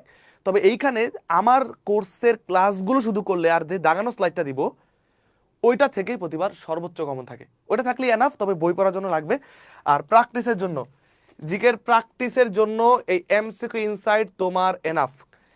এই বইটা থাকলে তোমার আর কিছু লাগে না। আমার কোর্স করলা আর এই বইটা নিলা, কি আছে এইবার তো এই বইটা এটা ডাবল হবে, ডাবল হইতাছে। আশা করি 10 দিনের মধ্যে বই চলে আসবে হাতে। তখন তোমাদের যারা অর্ডার করবা পেজে চোখ রাখো, এটা আসছে কিনা এমসিকিউ ইনসাইট অ্যাডমিশন, তোমাদেরকে আমি কুরিয়ার করে পাঠিয়ে দেবো। এটা জবের ভার্সন আসবে, জবের জন্য। প্রথম 40 পেজে 1 বছরের সাথে সাম্প্রতিক আছে, শেষে 40 সেট মডেল টেস্ট থাকবে, প্রত্যেকটাতে ব্যাখ্যা, ব্যাখ্যা মানে এরকম কিছু ব্যাখ্যা না ও বই থেকে কপি করে উঠাই দিছি, আমি নিজে রাত জায়গা নির্ঘুম এমন এমন ব্যাখ্যা দিছি যেখান থেকে 30টা মডেল টেস্ট আছে জিকের, ব্যাখ্যাগুলো তোমার মন ছুঁয়ে যাবে। যখন বইটা আসবে প্রিন্ট হয়ে আমি জাস্ট কয়েকটা দেখাবো, তুমি বলবা বেস্ট, বলবা ইনশাল্লাহ, ওইভাবে তৈরি করতেছি। এই বইয়ে বাংলাদেশের এমন কোনো বিশ্ববিদ্যালয় নাই সেগুলোর বিগত সালে জিকের প্রশ্ন ব্যাংক নাই। চাকরির জন্য সকল চাকরির বিগত সালের প্রশ্ন ব্যাংক আছে। এইবার যারা এক্সাম বেস খোঁজো জিকের, এই প্রতি অধ্যায় স্ক্যান করলে এক্সাম দিতে পারবা, কোনো এক্সাম বেস লাগবে না। এই যে একটা বইয়ে এক্সামও আছে, আমি একটু দেখাই দিই। এই বইটা আসবে, বইটা নিবা, তুমি তোমার ক্যামেরা ডাটা বা ওয়াইফাই নিবা, ক্যামেরা অন করবা, ক্যামেরা অন করে বা তোমাদের কিউআর স্ক্যান অ্যাপ থাকলে অ্যাপ অন করে জাস্ট এই ফোনের সামনে ধরবা, দেখো ফোনের সামনে ধরলাম, এই লিঙ্ক চলে আসছে, ক্লিক করলাম, অনলাইন এক্সামে চলে গেলাম ক্যামেরা থেকে। এইবার এই যে পরীক্ষাটা আসছে তুমি দেখো, এখানে জাস্ট নিজের মতো করে অপশন দাগাবা, পরীক্ষা দেওয়ার পর সাবমিট করবা, কয়টা ভুল হয়েছে, ভুল হইলে সঠিক উত্তর কি, কত মার্ক পাইলা, খারাপ করলে আবার তুমি দেখতে পারবা। তাহলে এটা একটা এক্সাম ব্যাচ, সেই বই প্রত্যেক অধ্যায়ে এক্সাম আছে এই বছর। আবার তোমরা যারা বিউপিতে পরীক্ষা দিবা, অনেক জায়গায় ইংলিশ এমসিকিউ আছে না, প্রত্যেক অধ্যায় শেষে আমার ইংলিশ ভার্সনে এমসিকিউ থাকে, যাতে ইংলিশ প্র্যাকটিস করতে পারো। এবার বইয়ের মেইন ফিচারটা হচ্ছে বাংলাদেশ জিকে, আন্তর্জাতিক জিকের এমন কোনো চ্যাপ্টার নাই, প্রত্যেক চ্যাপ্টারের শুধু অধ্যায় ধরে ধরে পরীক্ষায় কি আসে এমসিকিউ আকারে আসে, প্রতিটা তথ্য আমি এমসিকিউ বানাই দিছি। যেমন এই জিনিসগুলো তুমি তো যখন বইয়ে পড়বা, কি পড়বা, পলাশীর যুদ্ধ হয় এত সালে, এটা আমি একটা এমসিকিউ আকারে বানাই দিছি। অনেকে বলবা শুধু কি বিগত সালের প্রশ্ন, না ভাইয়া, তোমাদের গতানুগতিক যে বইগুলোর কথা বললাম ওই বইয়ে যে তথ্য আছে এই বইয়ের সব তথ্যই আছে এমসিকিউ আকারে। অনেকে জিকেটা ওইভাবে পড়তে বোরিং লাগে, অনেকে মনে করে আমি তো অনেক পড়ছি, আমি এমসিকিউ আকারে খালি প্র্যাকটিস করে যাব, কয়টা পারতেছি, এটাও আছে। এক বই থাকলে আবার ভূগোলেরও তোমার সকল অধ্যায়ের এমসিকিউ আছে, বাংলাদেশের চাকরির যে সকল এমসিকিউ আছে। তার মানে এক বই থাকলে তোমার model test, exam, practice, English MCQ, বিগত সালের সকল বিশ্ববিদ্যালয়ের প্রশ্ন ব্যাংক তুমি খেয়াল করে দেখো কোন কোন বিশ্ববিদ্যালয়ের প্রশ্ন ব্যাংক তুমি পাবা। এই যে দেখো কোন কোন বিশ্ববিদ্যালয়, বাংলাদেশের সকল, কালো আসে না, দেখাতে পারলে ভালোই তো, সকল বিশ্ববিদ্যালয়ের বিগত সালের প্রশ্ন আছে। আমি যদি উল্টায় দেখাই, সকল বিশ্ববিদ্যালয় আছে। তার মানে তুমি ঢাকা বিশ্ববিদ্যালয়ের জন্য আলাদা একটা প্রশ্ন ব্যাংক, জাহাঙ্গীরনগরের জন্য আলাদা, রাজশাহী, চট্টগ্রামের গুচ্ছ, একটা থাকলে সব বিশ্ববিদ্যালয়ের তোমার জিকের প্রশ্ন ব্যাংক ডান। সকল বিশ্ববিদ্যালয় বাংলাদেশ, বিউপি, জাবি, জবি, কুবি, রাবি, গুচ্ছ, সেন্ট্রাল ইউনিভার্সিটি থেকে শুরু করে জাতীয় সব আছে। তো এই বইটা আসবে ইনশাল্লাহ, সামনে সামনে আসবে, নো প্রবলেম, তোমরা এটা পাবা। ঠিক আছে, তাহলে এইভাবে তোমরা পড়তে পারো। এবার রিটেনের জন্য তোমার জয়কুলি রিটেন আছে, রিটেন হ্যাক্স আছে, এরকম বই আছে, দেখতে পারো বাজারে। আর বাজার থেকে অবশ্যই দুইটা ম্যাপ নিয়ে নিবা, বাংলাদেশের একটা ম্যাপ, আন্তর্জাতিক একটা ম্যাপ। আর যদি যদি সম্ভব হয় এরকম একটা গ্লোব রাখতে পারো, অনেক কিছু গ্লোবে সহজে বোঝা যায়, গ্লোবে সহজে বোঝা যায়, একটা গ্লোব রাখতে পারো। ঠিক আছে, এরকম এই এই এই এই বইগুলো আবার রাখলেই তোমার মোটামুটি হয়ে যাচ্ছে। আমি একটু দ্রুত যাবো ইনশাআল্লাহ। ম্যাজিক কমন কোর্সের আমাদের যে কোর্স প্ল্যান, আমি তোমাদেরকে পুরো কোর্স প্ল্যানটা বলি। কোর্স প্ল্যানটা তো একটু আগে দেখাইছি যে আমাদের সব ক্লাস থাকবে, সব বাংলাদেশ যে আন্তর্জাতিক সাম্প্রতিক, ক্লাস শেষে এক্সাম, প্রতি ক্লাস শেষে এক্সাম থাকবে আমাদের কিন্তু কোর্সে, মডেল টেস্ট, প্রতি বিশ্ববিদ্যালয়ে সিক্রেট সাজেশন, সব ক্লাস আমি নিব, ল্যাবের পরে রেকর্ডেড থাকবে সব। রেকর্ডেড ক্লাস কোথায় পাবা, অনেকে আমাকে বলো রেকর্ডেড ক্লাস কোথায় পাবা, এটা একটু দেখাই দেই। রেকর্ডেড ক্লাসটা কোথায় পাবা, আমাদের গ্রুপে, আমাদের পেইড ব্যাচের যে গ্রুপটা থাকে সেই গ্রুপে তোমরা এবার একটু যাইতে হবে, দেখাইতে হবে, যেহেতু অনেকে জানো না। এই যে এটা হচ্ছে ধরো আমাদের আগের বছরের গ্রুপটা কোথায়, এই দেখো আমি তোমাকে দেখাই।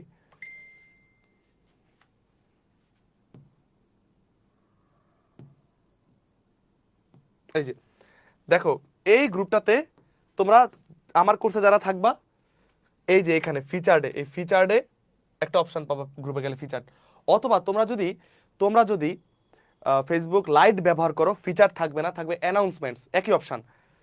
ক্লিক করবা, করার পর তুমি দেখবা যে আমি প্রত্যেক বছর যেটা করি, যে ক্লাসগুলো হয় ডাউনলোড করে, এই যে সিরিয়ালি ওই ক্লাস, ওই ক্লাসের স্লাইড, ওই ক্লাসের এক্সাম, ওই ক্লাস টাইটেল, স্লাইড, এক্সাম, আমি একটা দেখাই দিই। যেমন তুমি মুক্তিযুদ্ধের উপর একটা ক্লাস করবা, এই ক্লাসটা 3 পার্টে হয়েছে, যে কোনো একটা ক্লিক করলে ওই ক্লাস করতে পারবা। এই ক্লাসে ক্লিক করলে ক্লাস চলে আসবে, দেখো ক্লাস চলে আসবে, তুমি কিন্তু ক্লাসটা করতে পারলা, ক্লাস করতে পারলা, এই যে ক্লাস করতে পারলা। এবার তুমি কি করো, ভাই আমি ক্লাস তো করছি, এবার আমি হচ্ছে স্লাইড দেখছি, এই স্লাইডে ক্লিক করবা। স্লাইডে ক্লিক করলে তুমি দাগানো স্লাইড, দাগানো ছাড়া, দাগানো স্লাইডগুলো কেমন হয় তুমি দেখো, যে এখানে প্রত্যেকটা বিষয় দাগানো থাকে, যাতে করে শিক্ষার্থী বুঝতে পারে আমার কমন কোনগুলা, ইম্পর্টেন্ট কোনগুলা। কমনগুলো এই দাগানো স্লাইড থাকলে ইজিলি দাগানো স্লাইডে পাওয়া যায় কমনগুলা। এটা খুব সম্ভবত দাগানো ছাড়াটা খুলছি, দাগানো স্লাইড এইভাবে পাবা। এবার ভাই আমি ক্লাস করছি, পরীক্ষা দিতে চাই, তুমি তাহলে কি করবা, এটার এই এক্সাম লিঙ্কে গিয়ে ক্লিক করলে এখানে যাবা, সাদা কালো একটা জায়গায় ক্লিক করে দিবা, যেখানে খালি আছে জায়গা আছে, যে কোনো কালার থাকবে। তুমি কিন্তু নিজের এই যে দেখো নিজের নাম নাম্বার পূরণ করে তুমি কি করবা, সময় দিয়ে পরীক্ষা দিতে পারবা। কত সুন্দর, একদম বাছাই করা প্রশ্নে কিন্তু আমি পরীক্ষা নেই, র্যান্ডমলি জাস্ট প্রশ্ন উঠাই দিয়েছি এরকম না। আমার কোর্স শুধু হচ্ছে জিকে। যদি মনে করো ভাই আমি অন্য জায়গায় সবকিছু পড়ি, জিকেতে আমি কোনোভাবে খারাপ করতে চাই না, জিকেতে টপ মার্ক রাখতে চাই, রিস্ক নিতে চাই না, তাহলে এই কোর্স তোমাদের জন্য। এভাবে পরীক্ষা পাবা, প্রত্যেক ক্লাস শেষে পরীক্ষা পাবা। তাহলে এইভাবে কিন্তু ফিচার্ডের সকল ক্লাস তোমরা রেকর্ডেড পেয়ে যাবা ইনশাল্লাহ। ঠিক আছে, ফিচার্ডের সকল ক্লাস রেকর্ডেড থাকে। পরীক্ষা কিভাবে দিতে হয়, আমি তোমাদেরকে দেখাই দিলাম। তবে একটা বিষয় এখানে তোমাদের বলতে হবে, যারা কোর্সে আসো বা আগের, পরীক্ষা দিতে গিয়ে তোমরা যেটা করবা, অনেকে যে ভুলটা করো, রেজাল্ট পাও না, এগুলো আমাদের কোর্সে আমরা আলোচনা করে দেবো, এখানে সময় নষ্ট না করে আমরা একটু জাস্ট চলে যাবো। এবার দাঁড়াও, এই যে প্রত্যেকটা অপশন, এই যে রিকোয়ার্ড লেখা মানে কি, তোমাকে প্রত্যেকটা অপশন উত্তর করতে হবে। সব অপশন উত্তর করার পর তুমি সব দাগাইছো, ধরো সব দাগানোর পর এই শেষে তুমি দেখবা এই সাবমিট থাকবে, এই সাবমিটে ক্লিক করতে অনেক পারবা না, কারণ তোমার এই উত্তর দাগানো অনেকগুলোর, সব দাগায়া সাবমিট করলে একটা অপশন আসবে ভিউ রেজাল্ট দেখার অপশন, তুমি রেজাল্ট দেখতে পারবা, কোর্সে যারা স্টুডেন্ট রয়েছে তোমরা আর কি। ঠিক আছে, তো এই হচ্ছে আমাদের ব্যাপার। ওকে, এবার হচ্ছে এমসিকিউ ইনসাইট বই কবে আসবে? আমাদের এমসিকিউ ইনসাইট বইটা 10 দিনের মধ্যে আসবে। বই আসার 5-6 দিন আগে আমরা প্রি অর্ডার নিব, তোমরা ধুমায়া পেজে নক করে প্রি অর্ডার করে ফেলবা। সাধারণ জ্ঞান কিভাবে পড়বা, আমি একটা কথাই বলি, সাধারণ জ্ঞান ভালো করে পড়ার জন্য তোমার আগে টপিকটা বুঝতে হবে, এরপরে তোমাকে ওইটা বইয়ে পড়তে হবে, বই ছাড়া কিছু হবে না। অনেকে মনে করে ভাইয়া আমি এসে বলতে পারতাম ভাইয়া বই লাগে না, ভাই বই দরকার আছে, পড়ারও একটা আবেদন আছে, পড়লেও অন্যভাবে জিনিসটা মাথায় গাঁথে, বুঝাইলেও যেমন মাথায় গাঁথে, পড়লেও কিন্তু বিষয়টা মাথায় যায়, মাথায় যায়। আমরা 1.5 ঘন্টার মধ্যে শেষ করে দিব, আর 15 মিনিটের মধ্যে ক্লাস শেষ করে দিব, ঠিক আছে? 15 মিনিটের মধ্যে।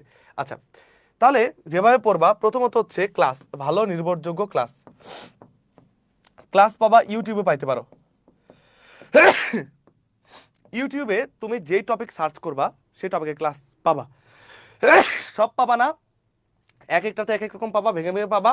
হয়তো 7 বছর আগে আপলোড দেওয়া কিছু ভিডিও আছে যেগুলো বর্তমানে জিকে চেঞ্জ হয়ে গেছে, তাই বুঝে শুনে ইউটিউব থেকে পড়বা। অনেকে ইউটিউব ফলো করা পরীক্ষায় দাগায় দিয়ে আসবে বাংলাদেশের সিটি কর্পোরেশন হচ্ছে 12টা। বলো তো বাংলাদেশের বর্তমানে সিটি কর্পোরেশন কয়টা? আচ্ছা, মুনতাহা বিনতে রশিদ, কোনো সমস্যা নাই না, কোনো সমস্যা নাই, মুনতাহা বিনতে রশিদ মানুষের ভুল হইতেই পারে, কোনো সমস্যা নেই, এটা কোনো বড় ব্যাপার না, নট এ বিগ ডিল। আচ্ছা, 12টা দাগায় দিব অনেকে। বলতো বাংলাদেশের বর্তমান সিটি কর্পোরেশন কয়টা? সর্বশেষ সিটি কর্পোরেশনের নাম কি? উপজেলা কয়টা? তাই আগের ইউটিউবের রেকর্ডেড ক্লাস জিকে ক্ষেত্রে বিশেষ করে জিকে, ইংলিশ বাংলা হইতে পারে অনেক কিছু চেঞ্জ হয় না, জিকে অনেক কিছু চেঞ্জ হয়ে যায়, অনেক কিছু চেঞ্জ হয়ে যায়। সাম্প্রতিক তুমি সবকিছু পাবা না, তাহলে ইউটিউবের রিসোর্স থেকে তুমি তো অনেকটা পাবা, কিন্তু সব পাবা না। এবার হচ্ছে অফলাইন কোর্স, অফলাইন ব্যাচে তোমার ক্লাস হবে, বাংলাদেশি আন্তর্জাতিক ক্লাসগুলো খুব মনোযোগ দিয়ে করবা, নোট করবা টিচাররা কি বলে, এবং যারা পড়াবে অবশ্যই তারা খুবই এফিশিয়েন্ট, খুবই দক্ষ, তাই তাদের প্রত্যেকটা কথা মাথায় রাখবা, ঠিক আছে? অনেক সময় কি হয়, আমরা অফলাইন ব্যাচে ক্লাস করতে যাই, বন্ধুর সাথে কথা বলি, মনোযোগ দিই না, পরে এটা কিন্তু আর পাওয়া যায় না। অনলাইনে যেমন আমাদের ক্লাসগুলো লাইভের পর রেকর্ডেড থাকে, তুমি চাইলে 100 বার ক্লাস করতে পারবা। তুমি যখন পড়তে গিয়ে দেখলা সংবিধান নিয়ে পারতেছো না, তুমি আমার গ্রুপে ঢুকে আবার ক্লাসটা করে ফেলতে পারতেছো। অফলাইনে সেটা অনেকভাবে সম্ভব হয় না, যতই বলুক। আবার অফলাইনে তোমার বাংলাদেশ আন্তর্জাতিক জিকেটা 15টা 10টা 12টা ক্লাসে শেষ করে দিবে, আমি সেটার জন্য 60টা ক্লাস দিব আমার কোর্সে জিকের। তাহলে বুঝো কিভাবে ভেঙে ভেঙে পড়াবো, প্রত্যেক ক্লাস রেকর্ডেডও থাকবে, তুমি যতবার খুশি করতে পারবে, নিজের করে নিতে পারবা ভিডিওগুলো। তাইলে ক্লাসগুলো মনোযোগ দিয়ে করবা, পরে হারাই গেলে তো সমস্যা। আর অনলাইন যারা কোচিং করবা, ভাই অনলাইনে সবচেয়ে বড় চ্যালেঞ্জ হচ্ছে অনলাইনে আসা মানে ফোনের অন্যান্য সেটিংয়ে, অন্যান্য সোশ্যাল মিডিয়াতে চলে যাওয়া, সেটা থেকে দূরে থাকবা, ক্লাস করার সময় মনোযোগী থাকবা, কোনো কিছু না বুঝলে কমেন্ট করবা, এবং প্রত্যেকটা কনসেপ্ট ক্লিয়ার হবা। আর একবার তোমার যদি লাইভে ভালো না হয়, তুমি রেকর্ডেড করবা, ঠিক আছে? অনেকে আছে 1.25 1.50 দিয়ে রেকর্ডেড করতে পছন্দ করে টানা, তুমি তো বুঝতে পারলা। অনেকে আমরা মনে করি বুঝতে পারা মানেই মনে থাকে, বুঝতে পারা আর মনে থাকে এক কথা নয়, ধীরে ধীরে শুনলে বিষয়টা মনেও থাকে। আমাদের একটা ব্রেদিং স্পেস দিতে হয় ব্রেনকে। তুমি এই জন্য স্লোলি ক্লাসগুলো করবা, কনসেপ্টগুলো তোমার টিচার দায়িত্ব নিয়ে করা দিবা, আর আমি থাকলে তো অবশ্যই প্রত্যেকটা জিনিস ভেঙে ভেঙে পড়াবো। একটু পরে তো আমাদের ক্লাস আছে, আজকে একটা বিরাট ফাটাফাটি হইব। এবং আজকে ওপেন বললাম, আমি আজকে এই ওরিয়েন্টেশনের পরে যে ক্লাসটা নিব, আমি তারপর একটা পোস্ট করব, তোরা আমাকে বলবি এমন একটা বোরিং টপিক, প্রথমে তোদের বোরিং টপিকগুলাই এত মজা দিচ্ছি, এরপরে টপিকগুলো তো আছে আরো মজা, যেমন সংবিধান, প্রণালী, সভ্যতা, যেগুলোতে মনে করো আমি সিদ্ধহস্ত, পড়াতে চেষ্টা করি খুব ভালো করে, সেগুলো তো সামনে আরো মজার ক্লাস। আজকে ক্লাসের পর আমি পোস্ট করবো যে তোদের 80% ক্লাসে মুখস্থ হয়েছে কিনা, পেট বেঁচে শিক্ষার্থীরা তোরা কমেন্ট করবি পেজে এসে ওই ভিডিওতে। তো এইভাবে আজকে ক্লাসটা একটু পরে হবে, যারা এখন আজকে ভর্তি হতে পারবে না কালকে দ্রুত হয়ে যাও, কালকের মধ্যে হয়ে যাও, রেকর্ডেড পাবা ক্লাসগুলো ইনশাল্লাহ, সমস্যা নেই, রেকর্ড ক্লাস লাইভ ক্লাস প্রায় একই লাগবে।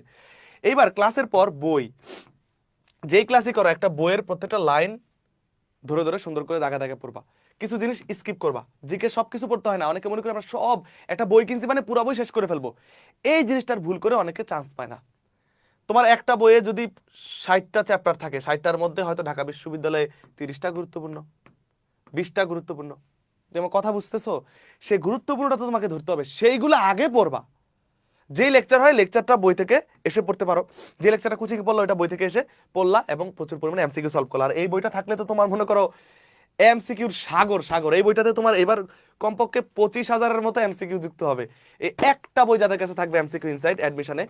আর যেহেতু এটা প্র্যাকটিসের, তাই এটা এটা আমি পরে আনছি, কেন এটা তো আমি অ্যাডমিশন শুরুতে আনতে পারতাম, এটা পরে আনছি কারণ এই যে যদি আমি 10 দিন পরে আনি, 10 দিন পর্যন্ত যা আপডেট হয়েছে, এই আপডেট তথ্যগুলো সাম্প্রতিক আকারে এই যে প্রথম দিয়ে দিই, তাহলে ওই আপডেট তথ্য সহ কিন্তু তুমি পাবা, বইটা সামনে আসবে। এবং এটা প্র্যাকটিস, আমার গত বছরের বইটা একজন 21 দিনে শেষ করে ফেলছে বইটা, তাহলে তোমাদের হয়তো 40 দিন লাগবে, 50 দিন লাগবে, সময় তো আছেই। সো তোমরা যেই বই কিনছো এই বইটা অর্ডার করে নিও। তাহলে সাধারণ জ্ঞানটা এইভাবে পড়বা, সব বিষয় পড়বা না, গুরুত্বপূর্ণগুলো আগে পড়বা, বাকিগুলো পরে পড়বা। আর অবশ্যই অবশ্যই অবশ্যই পড়ার সময় অবশ্যই মনোযোগ দিবা। আর আমি যে বিষয়টা পড়তাম পরের চোখ বন্ধ করে ওইটা একবার বলার চেষ্টা করতাম, ওইটা একবার বলতে পারলে মানে আমি পারছি। শুধু বাংলাদেশের 13তম সিটি কর্পোরেশন হচ্ছে বগুড়া, বগুড়া পড়ে গেলে হবে না, তোমাকে এগুলো মুখস্থ সুন্দর করে না দেখে বলতে হবে, ইম্পর্টেন্ট জিনিসগুলো শুধু নোট করবা। হ্যাঁ, আর আবার আবার আবার অনেকে পড়ো, জিকে কিন্তু অনেক তথ্য তো, একদিন পড়ার পর পরের দিন ভুলে যাও, 15 দিন পরে ভুলে যাও। রিভিশন হচ্ছে মেইন বিষয়। তুমি যখন একটা বিষয় একদিন পড়ার পর 15 দিন পর রিভিশন দিবা, ওটা 2 মাস মনে থাকবে, 2 মাস পর রিভিশন দিলে ওটা 4 মাস মনে থাকবে, 4 মাস পর বা 5 মাস পর রিভিশন দিবে, ওটা 1 বছর মনে থাকবে। নাহলে ভুলে যাবা, অনেক কিছু আমরা ভুলে যাই, আমাদের প্রতি বছর পড়তে হয়, পড়াশোনার মধ্যে থাকতে হয়। তো যেটা করবা, তুমি ধরো আজকে একটা বিষয় পড়লা বাংলাদেশের নদ নদী, কালকে ধরবা সংবিধান, তো সংবিধান ধরার 1 ঘন্টা, মানে 1 ঘন্টা আগের 1 ঘন্টা তুমি আবার নদ নদীরা একটা রিভিশন দিয়ে নিবা। নতুন টপিক ধরার আগে পুরাতন টপিক রিভিশন, নতুন টপিক ধরার আগে পুরাতন টপিক রিভিশন। এবার জিকে কোর্সের টপিক ভিত্তিক রুটিন এইবার আমাদের দারুণ হবে, এই কারণে বলতেছি যে আমাদের এবার বাংলাদেশের ক্লাস, আন্তর্জাতিকের ক্লাস, এবার একটা বাংলাদেশ একটা আন্তর্জাতিক, একটা বাংলাদেশ একটা আন্তর্জাতিক, এইভাবে ক্লাস নিব। এবং তোমরা তোমাদের বইয়ে যত টপিক দেখতে পাও জিকের, আমাদের সব টপিকই ডান করা হবে। এখন আমাদের টপিকটা আপগ্রেড চলতেছে, তো আমি তাহলে দেখাইতে পারতাম যে 1 নম্বর লেকচারে কোন টপিক, 2 নম্বর লেকচারে কোন টপিক, এইভাবে একটা আন্তর্জাতিক একটা বাংলাদেশ, এবং পরের দিন ওই লেকচারের পরীক্ষা থাকবে, পরের দিন ওই লেকচারের পরীক্ষা থাকবে। যেমন ওদের আগামীকাল কিন্তু পরীক্ষা থাকবে কিসের উপরে, বাংলাদেশের ভাস্কর্যের উপরে একটা পরীক্ষা থাকবে আমাদের পেইড গ্রুপে, সেগুলোকে মিস করো না। তাহলে আমাদের টপিক ভিত্তিক রুটিনটা, মানে তুমি অন্যান্য জায়গায় জিকের জন্য যে সিলেবাসগুলো দেখতে পাবো, বাংলাদেশের নদ নদী, সংবিধান, সভ্যতা, প্রথম বিশ্বযুদ্ধ, দ্বিতীয় বিশ্বযুদ্ধ, জাতিসংঘ, অন্যান্য বিশ্ব সভ্যতা, বিভিন্ন সংগঠন, বিভিন্ন যুদ্ধ, বিপ্লব, হ্যাঁ, বাংলাদেশের বিভিন্ন দর্শনীয় স্থান, প্রাচীন বাংলার ইতিহাস, হ্যাঁ, বাংলাদেশের শিল্প সম্পদ, এই যে টপিকগুলো দেখতে পাও, এই সব কিছু ইনক্লুডেড আছে আমাদের কোর্সে, সো কোনোটি বাদ নাই। আর ক্লাসের সময়সূচি, ক্লাসের সময়সূচি তোমরা আমার জানাইছো, দেখো তোমরা আমার জিনিস জানাই দিছো পেড গ্রুপে, তোমরাই আমাকে জানাইছো ভাইয়া, যে পেড গ্রুপে তোমরা জানাইছো যে আমাদের ক্লাস হবে কি কি বারে, বলো। তোমরা আমাকে জানাইছো যে আমাদের ক্লাস হবে, আমাদের ক্লাস হবে, এই যে তোমরা আমাকে নিজেরা বলছো আমাদের ক্লাস হবে কবে, দেখো আমাদের ক্লাস হবে কবে, তোমরা আমাকে নিজেরা বলছো আমাদের ক্লাস হবে কবে। আমি পোল ক্রিয়েট করেছি, এই দেখো আমাদের প্রথম ক্লাসের অবস্থা, স্টুডেন্টরা কি পরিমাণে ক্লাস করেছে এবং কিভাবে পড়াইছি। এটা আমাদের প্রথম ক্লাস, যেটা তোমরা এখন ভর্তি হলে পাবা। এই দেখো, এটা বিরতি ছিল, এইবার দেখো কিভাবে কিভাবে পড়াইছি, যে এই লাইনটা যে এতটা ইম্পর্টেন্ট, কটা স্টার দিছি, ওটা তোমাদের দেখাই এটি পেইড গ্রুপের ইয়ে, যারা ভর্তি হবে তারা পাবা। দেখো তোমরা আমাকে বলেছো ক্লাস হবে কি কি বারে, তো তোমাদের ইয়ে অনুযায়ী আমি ক্লাস নিব। এই যে শনি সোম বুধ, শনি সোম বুধ এটা তোমরা পোস্ট করেছো, আমি একটা ভোট দিয়ে দিলাম, যাও আমি একটা ভোট দিয়ে দিলাম। শনি সোম বুধ আমাদের ক্লাস হবে রাতে 8টায়, শনি সোম বুধ ক্লাস হবে রাত 8টায়, শনি সোম বুধ আমাদের ক্লাস হবে রাত 8টায়, এই 3 দিন আমাদের পেট ব্যাচের ক্লাস। এছাড়াও এছাড়াও আমরা আরেক দিন ক্লাস নিয়ে ফেলতে পারি, শনি সোম বুধ শুক্রবারে হয়তো একটা ক্লাস রাখতে পারি, বা বৃহস্পতিবার একটা ক্লাস রাখতে পারি। মানে আমরা সপ্তাহে চেষ্টা করব 4টা করে 3টা করে তো মাস রাখতে ইনশাল্লাহ। এই যে মারুফ খান কি লিখছে, ভাইয়া ফার্স্ট ক্লাসটা সেই হয়েছে, ক্লাসই সব মুখস্থ হয়ে গেছে। তোমরা অনেস্টলি যারা আমার কোর্সে আছো বলো তো ফার্স্ট ক্লাসটা কেমন হয়েছে, আমাদের ফার্স্ট ক্লাসটা কেমন হয়েছে বলো। প্রথম ক্লাসটা তোমাদের কি ক্লাসে মুখস্থ হয়েছে কিনা, তোমরা লাইভে একটু বলো, তাহলে বাকিরা ইন্সপায়ার হবে ভর্তি হওয়ার জন্য। একটু আমি জাস্ট কমেন্টটা দেখতে চাই, যে আমি দ্বিতীয় ক্লাসটা তো ইনশাল্লাহ আজকে চেষ্টা করব, তো ক্লাসে যাতে 80% পড়া মুখস্থ হয়ে যায়। কারণ বাসায় গিয়ে তোরা ফাঁকিবাজি অনেক সময় পড়স না, অনেক কিছু মোটিভেশন হারাই ফেলোস, অনেক সময় বাসায় গিয়ে অনেক কমপ্লেক্সিটি থাকে, নানান ফ্যামিলিগত সমস্যা থাকে, মানসিক প্রেশার থাকে, ইংরেজি বাংলা পড়া থাকে। তাই আমি চেষ্টা করি আমি ক্লাসে যদি ওরা মুখস্থ করে দিই, অন্তত পরীক্ষা হলে জীবনে খারাপ করবে না ইনশাল্লাহ, খারাপ করবে না, খারাপ করবে না, ঠিক আছে। আর প্রতি ক্লাসের পরের দিন বা একদিন 2 দিন পরে ওই টপিকের পরীক্ষা হবে, তার মানে প্রতি সপ্তাহে আমার 3টা পরীক্ষা থাকতেছি, প্রতি সপ্তাহে আমাদের কোর্সে 3টা পরীক্ষা থাকতেছি। So no tension, no tension ভাইয়া। এক্সাম দেওয়ার আগে যে নাম্বার, তোমার নিজের নাম্বারটা দিবা, তাহলে তুমি কি হবে নাম্বার সঠিক দিবা, তাহলে তোমার সিরিয়ালটা আমরা দেখতে পারবো যে কে কেমন ভালো করতেছে। মুনতাহা বিনতে রশিদ দেখছে, ভাইয়া প্রথম ক্লাস সত্যি ভালো ছিল, আমার আলহামদুলিল্লাহ, আমার মাও পাশে বসেছিলেন, তোমার মাকে অনেক অনেক ধন্যবাদ, দোয়া করতে বলবা যাতে আমি আরো ভালো ক্লাস নিতে পারি, মানে একটা ক্লাসের চেয়ে আরেকটা ক্লাস যাতে আরো ফাটাই দিতে পারি ইনশাল্লাহ। ওইভাবে এবার ক্লাস নেব। এবার দ্রুত যাই, এবার ক্লাসের সময়সূচি আমাদের শেষ। পরবর্তী স্লাইডটা আমরা একটু আলোচনা করে দেবো তোমাদেরকে এখানে, যে কি কি থাকতেছে, যাতে তোমরা বুঝতে পারো যে ভাই কোর্সে যে ভর্তি হবো এখনো অনেকে ডিসিশন নিতে পারো নাই। এইবার রেজাল্ট নিয়ে কাদের ভয় আমাকে বলো তো, যে রেজাল্ট A+ থাকবে না। তুমি যদি রাজশাহী বিশ্ববিদ্যালয়, তুমি যদি জগন্নাথ বিশ্ববিদ্যালয়, তুমি যদি চট্টগ্রাম বিশ্ববিদ্যালয়, তুমি যদি ঢাকা বিশ্ববিদ্যালয়ে জাস্ট অ্যাডমিট কার্ডটা তুলে পরীক্ষা দেওয়ার যোগ্যতা শুধু অর্জন করো, তুমি চান্সও পাবা। এমন না যে A+ পাইতেই হয়, A+ তোমাকে কিছুটা আগায় দেয়, অবশ্যই অবশ্যই নিঃসন্দেহে দরকার আছে। কিন্তু আমি এরকম তোমাকে 500, 1000, শত শত স্টুডেন্ট দেখাইতে পারবো যেই তোমাদেরকে অনেক অনেক ভালোবাসা, যারা কমেন্টগুলো করতেছো, তোমরা নিজেরা রিভিউ দিবা। এবার আমি একটা কথা তোমাদের লাইভে বলি, হয় এবার আমি সর্বোচ্চ ভালো পড়াবো, নয় পরের বছর থেকে আর পড়াবোই না, পড়ানো ছেড়ে দিব, শেষ। এইবার আমার স্টুডেন্ট আমাকে বলবে যে ভাইয়া যে আপনি ভালো ক্লাস নিছেন, আমরা ইয়া করছি, ক্লাসে সব মুখস্থ, অ্যাটলিস্ট আমরা শুধু ক্লাসটা করে আমরা পরীক্ষা হলে ভালো করে ফেলছি, ফাড়াই ফেলছি, এই কথাগুলো তোমাদের মুখে মুখে থাকবে। তোমরা শুধু আমাকে মোটিভেট করো, শুধু মোটিভেট করো, বাকিটা আমি দেখবা ক্লাসে বুঝাই দেবো ইনশাআল্লাহ, প্রত্যেকটা ক্লাসে। এবার একটা রাগ, একটা এক্সট্রা রাগ আছে এবার, আর সেই রাগের কারণে তোমরা লাভবান হবা। এই ব্যাচটা আমার রাগই ব্যাচ, আমার রাগের ফলাফল তোমরা দেখবা ইনশাল্লাহ, যদি আল্লাহ সুস্থ রাখে ইনশাল্লাহ, ইনশাল্লাহ ইনশাল্লাহ, আল্লাহর উপর ভরসা করে ইনশাল্লাহ, ইনশাল্লাহ ইনশাল্লাহ। এই কথাটাই আমি তোমাদেরকে বারবার বারবার বলতেছি। আচ্ছা, তো খেয়াল করো, হাজার হাজার শিক্ষার্থী দেখাইতে পারবো যাদের কখনো কি ছিল না, যাদের কখনো A+ ছিল না।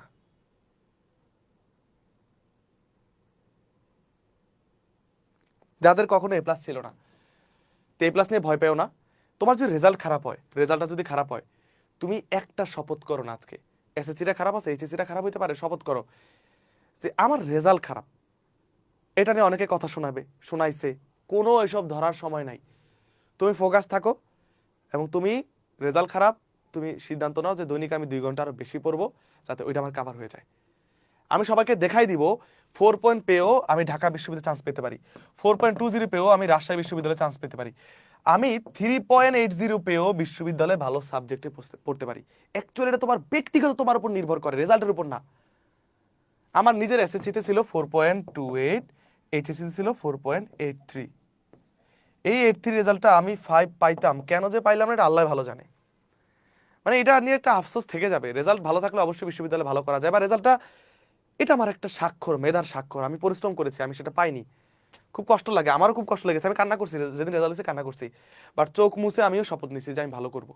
তাই সামনে রেজাল্ট দিবে, দেওয়ার পর প্রিপারেশন নিব, এগুলো থেকে ঝেড়ে ফেলে দাও, প্রিপারেশন নাও, রেজাল্ট অ্যাপ্লাই করতে পারলে তুমি চান্সও পাবা। অ্যাডমিশন টাইমে মানসিক শারীরিক সুস্বাস্থ্য খুবই দরকার। অনেক শিক্ষার্থী ফার্ম গেটে, মতিঝিলে, বিভিন্ন জেলায় এসে পড়াশোনা করে, খাওয়া দাওয়া করে না, রাইট টাইম ইয়া করে না, টেনশন করে কি হবে, বাবার এতগুলো টাকা আনছি, খাওয়া দাওয়ার ভালো সিস্টেম নাই, ঘুমাইতে পারে না, পরীক্ষার 1 মাস আগে, 15 দিন আগে, 10 দিন আগে অনেক অসুস্থ হয়ে যায়। অনেকে রিলেশনশিপ প্রবলেমে এই সময় পড়ে।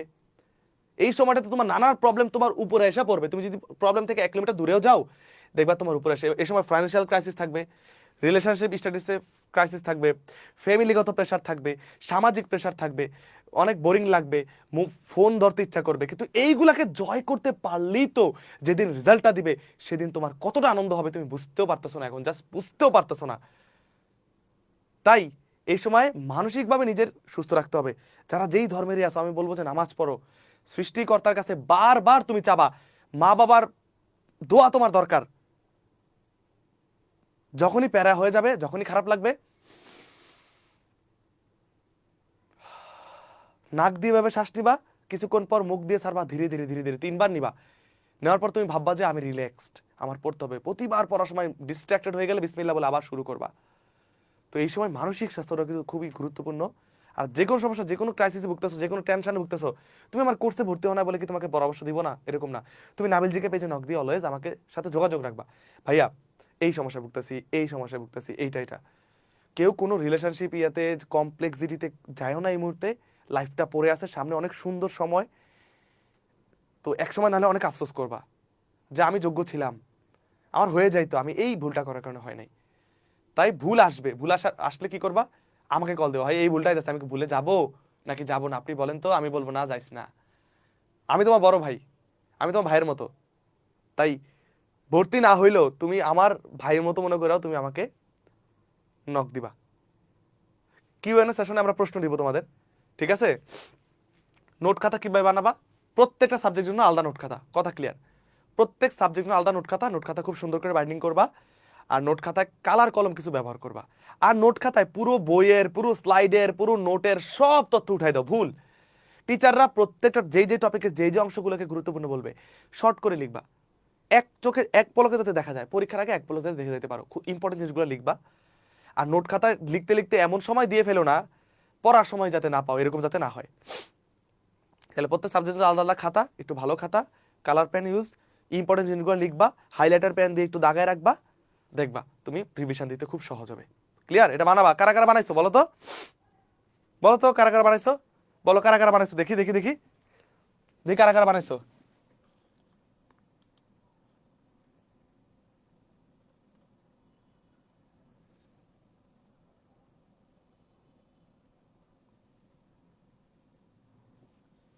মুনতাহা বিনতে রশিদ, চান্স পাইতে হবে, বুঝছো? চান্স পাইতে হবে, না হলে কিন্তু পরে আফসোস করবা। এবার একাধিক বিশ্ববিদ্যালয়ের প্রস্তুতি, যেই ভুলটা তোমরা অনেকে করো, মনে করো আমি ঢাবি ভর্তি পরীক্ষার আগে ঢাবির প্রিপারেশন নেবো, আমার স্বপ্ন ঢাবি, ঢাবি ছড়া কিছু না, ঢাবি ছড়া বাঁচবো না, এরকম অনেকে মনে করো। ঢাবিতে সবাইকে নিবে না। তুমি মেধাবী, তুমি পরিশ্রম করছো, তুমি অনেক চেষ্টা করছো, যে তোমার আগে পরীক্ষা ভালো দিচ্ছে সে চান্স পাবে, সবাই পাবে না। এরপর তুমি হতাশ হয়ে দেখবা কোনোটাতেই পাবা না। ফোকাস থাকো। তোমাকে মাথায় রাখতে হবে ভাই, ঢাবি ভর্তি পরীক্ষার পরে, মেডিকেলের পরে অন্যান্য বিশ্ববিদ্যালয়ের জন্য অনেক সময় পাবা না, প্রায় ব্যাক টু ব্যাক পরীক্ষা হয়ে যাবে এবছর, আমি তোমাদের বলতেছি, প্রেডিকশন দিচ্ছি। তাই তোমাকে আগামী 3 মাসের মধ্যে যেই বিশ্ববিদ্যালয়গুলো তোমার টার্গেট অ্যাপ্লাই করবা চিন্তা করেছো, সবগুলোর বিগত সালের প্রশ্ন দেখো, প্রশ্ন প্যাটার্ন কি আসে, কোনগুলো আসে, কোন টপিক ইম্পর্টেন্ট, একটাকে মেজর রেখে বাকিগুলোর প্রিপারেশনও তোমাকে অল্প অল্প করে আগায় রাখতে হবে। যেমন বিউপিতে ইংরেজিতে জিকে আসে, তো ইংরেজি জিকে প্রশ্ন সলভ আমরা অবশ্যই আমাদের কোর্সে করে দিব, তো তুমি সেখান থেকে করে নিলা, একটু মানসিকভাবে প্রস্তুতি থাকলা। কিন্তু ঢাবিতে তোমার পরীক্ষা খারাপ হলো, এরপর তুমি নতুন করে চিন্তা করলো আমি জাহাঙ্গীরনগরের প্রিপারেশন নেবো, দেখবো অনেকটাই হয়তো ওই সময় যে কি সিচুয়েশন থাকবে তুমি নিজেও জানো না, স্টেমিনা থাকবে কিনা, এনার্জেটিক থাকবে কিনা তুমি। তাই এখন থেকে যে বিশ্ববিদ্যালয় যেরকম আসে সব প্রিপারেশন একসাথে নিতে হয়, আলাদা করে এখন নিবা পরে সময় পাবা না। এই ভুলটা করার কারণে অনেকে অনেকে ঢাবির পরে চান্স পায় না, সে অন্যান্য বিশ্ববিদ্যালয়ে চান্স পাওয়ার যোগ্য ছিল। ঢাবির শেষ কথা নয়, অন্যগুলো তো তোমার চান্স পাইতে হবে। তো তাই আমি বলবো এখনই প্রস্তুতি নিতে হবে সবগুলার। তাই প্রশ্ন ব্যাংক কিনো, দেখো কোনগুলো ইম্পর্টেন্ট, কোনটা আইকিউ আসে, কোনটাতে হচ্ছে তোমার হচ্ছে সাবজেক্টিভ বিষয় থেকে আসে, পরিণতি, অর্থনীতি, ভূগোল, সমাজবিজ্ঞান থেকে আসে, এগুলো আস্তে আস্তে করে নিতে হবে ঢাবির পাশাপাশি। আবার অনেকে শুধু রাবির টার্গেট পাশাপাশি অনেকগুলো নিও, কারণ তুমি চান্স পেয়ে যাবে এরকম তো কোনো কিছু কথা নাই, শিওর কথা নাই। অনেক কনফিডেন্ট, অনেক ভালো স্টুডেন্ট চান্স পায় না। সো টার্গেট একটাকে রেখে বাকি জিনিসগুলো একটু সুন্দর করে দেখবা। কোর্স ডিউরেশন, আমাদের যে ম্যাজিক কমন কোর্স থাকবে এক কোর্সে সকল বিশ্ববিদ্যালয়ের, এইচএসসি 26-এর ভর্তি পরীক্ষা ধরলাম যে তোমার আগামী 1 বছর চলবে, সব বিশ্ববিদ্যালয় ভর্তি পরীক্ষা তো 1 মাসে হয়ে যায় না, 1 মাস 2 মাস গ্যাপ দিয়ে দেওয়া হয়, সেই অবধি থাকবে, তার মানে 25-এ সেকেন্ড ইয়ার পর্যন্ত থাকবে। আর যারা এইচএসসি 27 এটাতে ভর্তি হতে চাও, তুমি তোমাদের আগের ব্যাচের সাথে এই 1 বছর পড়লে তুমি আগায় থাকতে পারবা, এটা তোমার ব্যাচে কিন্তু পাবা না, এই গ্রুপ তারপর থাকবে না। তাই এখন তুমি ভর্তি, তোমার এখন তো শুরু করতে হবে, তোমার সময় থাকবে না বলে কি এই গ্রুপে ভর্তি হবে না এরকম কিছু না, তোমার শুরু করা দরকার। তুমি শুরু করো না, অনেক ফ্রেন্ড, তোমার ফ্রেন্ড আমার কোর্সে ভর্তি হয়ে গেছে অলরেডি, 27-এর 28-এরও ভর্তি হয়ে গেছে, তো তুমি কেন মিস করবা? তাহলে কোন টেনশন নাই। অ্যাডমিশন তুমি যা যা করবা না, প্রেম প্রীতি করবা না, মোবাইল রিলসে আসক্ত হইবা না, আসক্ত হওয়া যাইব না, একদিন 2 ঘন্টা অনধিক 10 ঘন্টা এরকম অনিয়মিত পড়া যাবে না, নিয়মিত পড়তে হবে, প্রতিদিনের পড়া প্রতিদিন শেষ করতে হবে, পড়া জমায় রাখা যাবে না, হ্যাঁ, এবং খুব সচেষ্ট থাকতে হবে, এমন কোনো ভুল ইচ্ছা করে করা যাবে না যেটা তোমাকে এই প্রস্তুতিতে অনেক বেশি বিপদগ্রস্ত করে তুলবে। সদা সতর্ক থাকতে হবে, এবং কোন বিপদ আসবে সেটা তো তোমার সামনে নিজের কাছে আসলেই বুঝবা, এড়ায় চলতে হবে, নিজেকে সেফ রাখতে হবে। পড়াশোনার মধ্যেই তোমাদেরকে এখন মনোনিবেশ করতে হবে।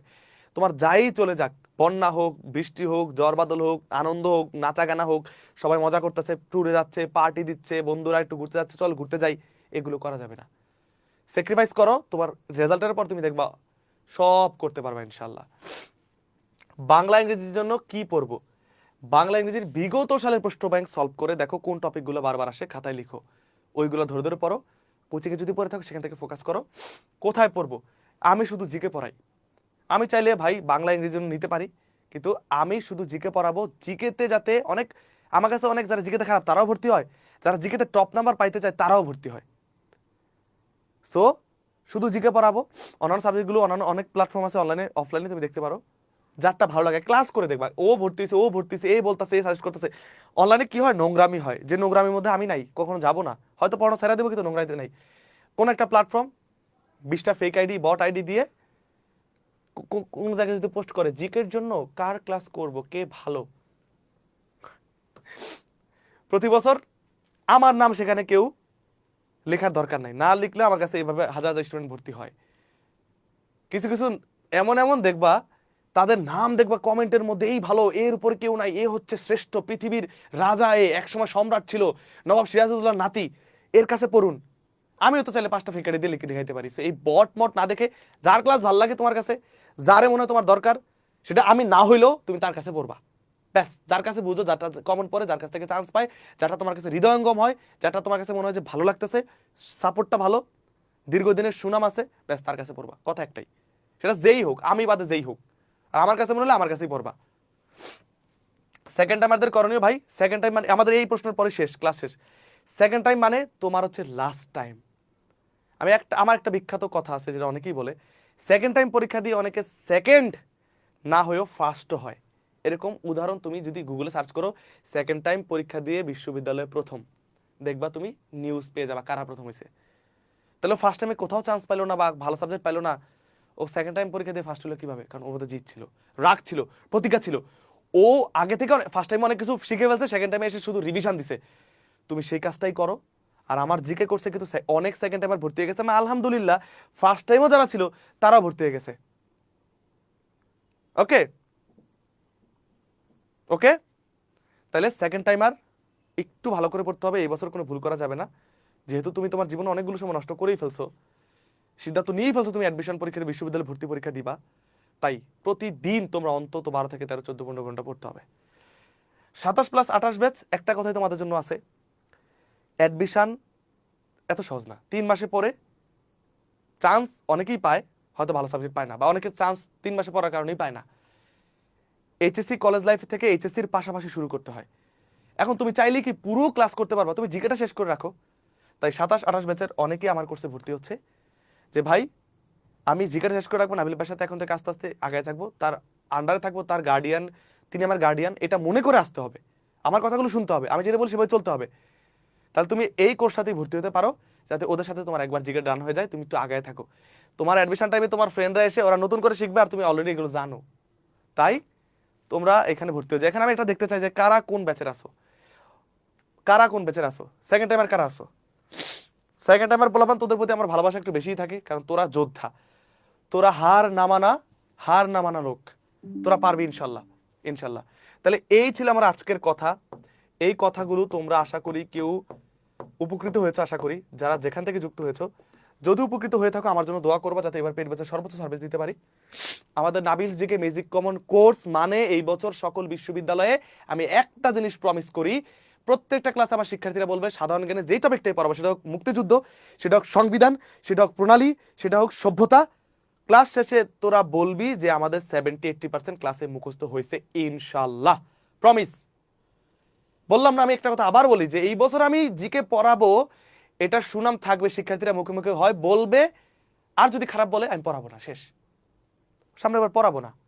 তাই এবার আমার জিদ, রাগ, একটা রাগ আছে, এবার জিদ আছে, একটা রাগ আছে মাথার মধ্যে, ওইটার সুফল তোমরা পাবা যে আমি জিদ নিয়ে ভালো করে পড়াবো ইনশাল্লাহ, প্রমিস করতেছি। এই কোর্সে ভর্তি হলে তোমার বাংলাদেশের সকল বিশ্ববিদ্যালয় জিকে যেহেতু কভার হয়ে যাচ্ছে, অনেক জায়গায় তুমি দেখবা ঢাবির পরে তোমার অন্যান্য বিশ্ববিদ্যালয়ে কোনো সাজেশন দেবে না, আমি 15টা সিক্রেট সাজেশন দিব সকল বিশ্ববিদ্যালয় ভর্তি পরীক্ষার আগে। তুমি কিছু ছোট ছোট টপিক দিব যে এইবার এই বিশ্ববিদ্যালয়ে এই টপিক থেকে আসতে পারে, ওই সিক্রেট সাজেশন। বাংলাদেশ জিকের 18টা না, আমাদের লাগবে 25টা ক্লাস, আন্তর্জাতিক জিকের 20টা ক্লাস, সাম্প্রতিকের 10টা ক্লাস, প্রত্যেক ক্লাস মানে একটা করে পরীক্ষা। প্রত্যেক ক্লাস মানে পরীক্ষা, তার মানে আলাদা কোনো পরীক্ষা ব্যাস লাগবে না। রিভার্সন ক্লাস, সলভ ক্লাস, এই দাগানো স্লাইডটা যে আর কতবার বলবো যে ইম্পর্টেন্ট তোমরা জানো। আমার প্রত্যেক ক্লাসের শেষে আজকে আমাদের প্রথম ক্লাসে দাগানো স্লাইডটা দিয়ে দিব, যে অনেক তথ্য থাকে একটা ক্লাসে, শুধু আমি একটা দুটাকে স্টার করে দিই যে এইটা খুবই ইম্পর্টেন্ট, পরীক্ষা এটা আসবে। তো এই দাগানো স্লাইডটা তোমাদের কাছে থাকলে অনেক ভালো হবে। আর কোর্সের ক্লাস লাইভের পর রেকর্ডেড পাওয়া যায়, সাজানো থাকে, এক্সাম স্লাইড, তো তুমি আটকে গেলে যতবার খুশি এগুলো করতে পারবা। অন্য জায়গায় কোচিং করতেছো, পাশাপাশি করতে পারবা, তোমার কোনো নির্দিষ্ট টাইম মেনটেন করতে হবে না। লাইভ করতে পারলে তো ভালোই, সমস্যা নাই। কোর্স থেকে অ্যানাউন্সমেন্টটা করে দিই, ঢাকা বিশ্ববিদ্যালয় বি ইউনিটে, জাহাঙ্গীরনগর, রাজশাহীতে, চট্টগ্রামে, জগন্নাথে, মেডিকেল অনেক শিক্ষার্থী এখানে আছে। এই কোর্স শুধু যে ঢাবির জন্য না, যাদের target Jahangirnagar, Jagannath, Comilla, central university, medical, dental, nursing, হ্যাঁ এই যে লেখা আছে ন্যাশনাল, তারপর হচ্ছে বিইউপি, হাজী দানেশ, চট্টগ্রাম, কুমিল্লা, খুলনা, সবটা এক কোর্সে হয়ে যাবে ইনশাল্লাহ। আমরা ঢাবি ভর্তি পরীক্ষার আগেই 3 মাসের মধ্যে সব শেষ করে দিব ক্লাস, বাংলাদেশের আন্তর্জাতিকের। এরপর তোমাদের এরপর যখন বিশ্ববিদ্যালয় ভর্তি পরীক্ষা চলতেই থাকবে, এরপর সাম্প্রতিক ক্লাস দিব যাতে করে তুমি আপডেটেড থাকো। এগুলো তো পরবর্তীতে আসবে, পরীক্ষা চলবে, ঠিক আছে, রেকর্ডেড থাকবে। ফার্স্ট হইতে মূল ইউনিটে, মূল ইউনিটে ফার্স্ট হইতে পারলে তোমরা ল্যাপটপ পুরস্কার পাবা। সেকেন্ড থার্ড হইতে পারলেও ভালো পুরস্কার আছে। আর কোর্সের প্রাইস কিন্তু 2600 টাকা। এটা কয়েকদিন পর 2000 টাকা হয়ে যাবে, 1800 টাকা হয়ে যাবে। তুমি যদি ভর্তি হও আগামী 2 দিনের মধ্যে 01307515906, এটা হচ্ছে আমার পার্সোনাল নাম্বার, বিকাশ নগদ দুইটাই আছে। এই নাম্বারে বিকাশ নগদ দুইটাই আছে। জাস্ট তুমি এই নাম্বারে 1400 টাকা, আমি বলছিলাম 1400 টাকা পাঠায়া, বিকাশে বা নগদে নিজের ফোন থেকে পাঠাইলে সেন্ড মানি করবা, দোকান থেকে পাঠাইলে ক্যাশ ইন করবা, নাম্বারটা স্ক্রিনশট রাখো, পরে ভুলে যাবা। টাকাটা পাঠাই দিলা 1400 টাকা কোর্সে ভর্তির জন্য। এরপর নাবিল জিকে পেজে নক দিয়ে মেসেজ দিয়ে বলবা ভাইয়া কোর্সে ভর্তির জন্য টাকা পাঠাইছি, সম্পূর্ণ 11টা ডিজিট লিখে মেসেজ দিবা, ঠিক আছে? আর তোমরা যদি 2 জন 3 জন 4 জন ফ্রেন্ড একসাথে ভর্তি হও, তাহলে তোমাদের এখানে প্রাইস অনেক কমে যাবে, এক্সট্রা ডিসকাউন্ট পাবা। যাদের আর্থিক সমস্যা আছে আমি এখান থেকে কিছু ডিসকাউন্ট করে দিতে পারবো, বাট আর্থিক সমস্যা না থাকলে মিথ্যা কথা বলে কিন্তু বিশ্ববিদ্যালয় এই টাইমে তোমরা যারা বিভিন্ন চুরি করবা, মিথ্যা বলবা, টিচারদের কষ্ট দিবা, টিচারদের ক্লাস চুরি করবা, আল্লাহ দেখতেছে না? আল্লাহ বিশ্বাস করো, মহান আল্লাহ তাআলার উপর বিশ্বাস আছে না? তিনি দেখতেছে না জানো? তাহলে তিনি অবিচার কিভাবে করবে?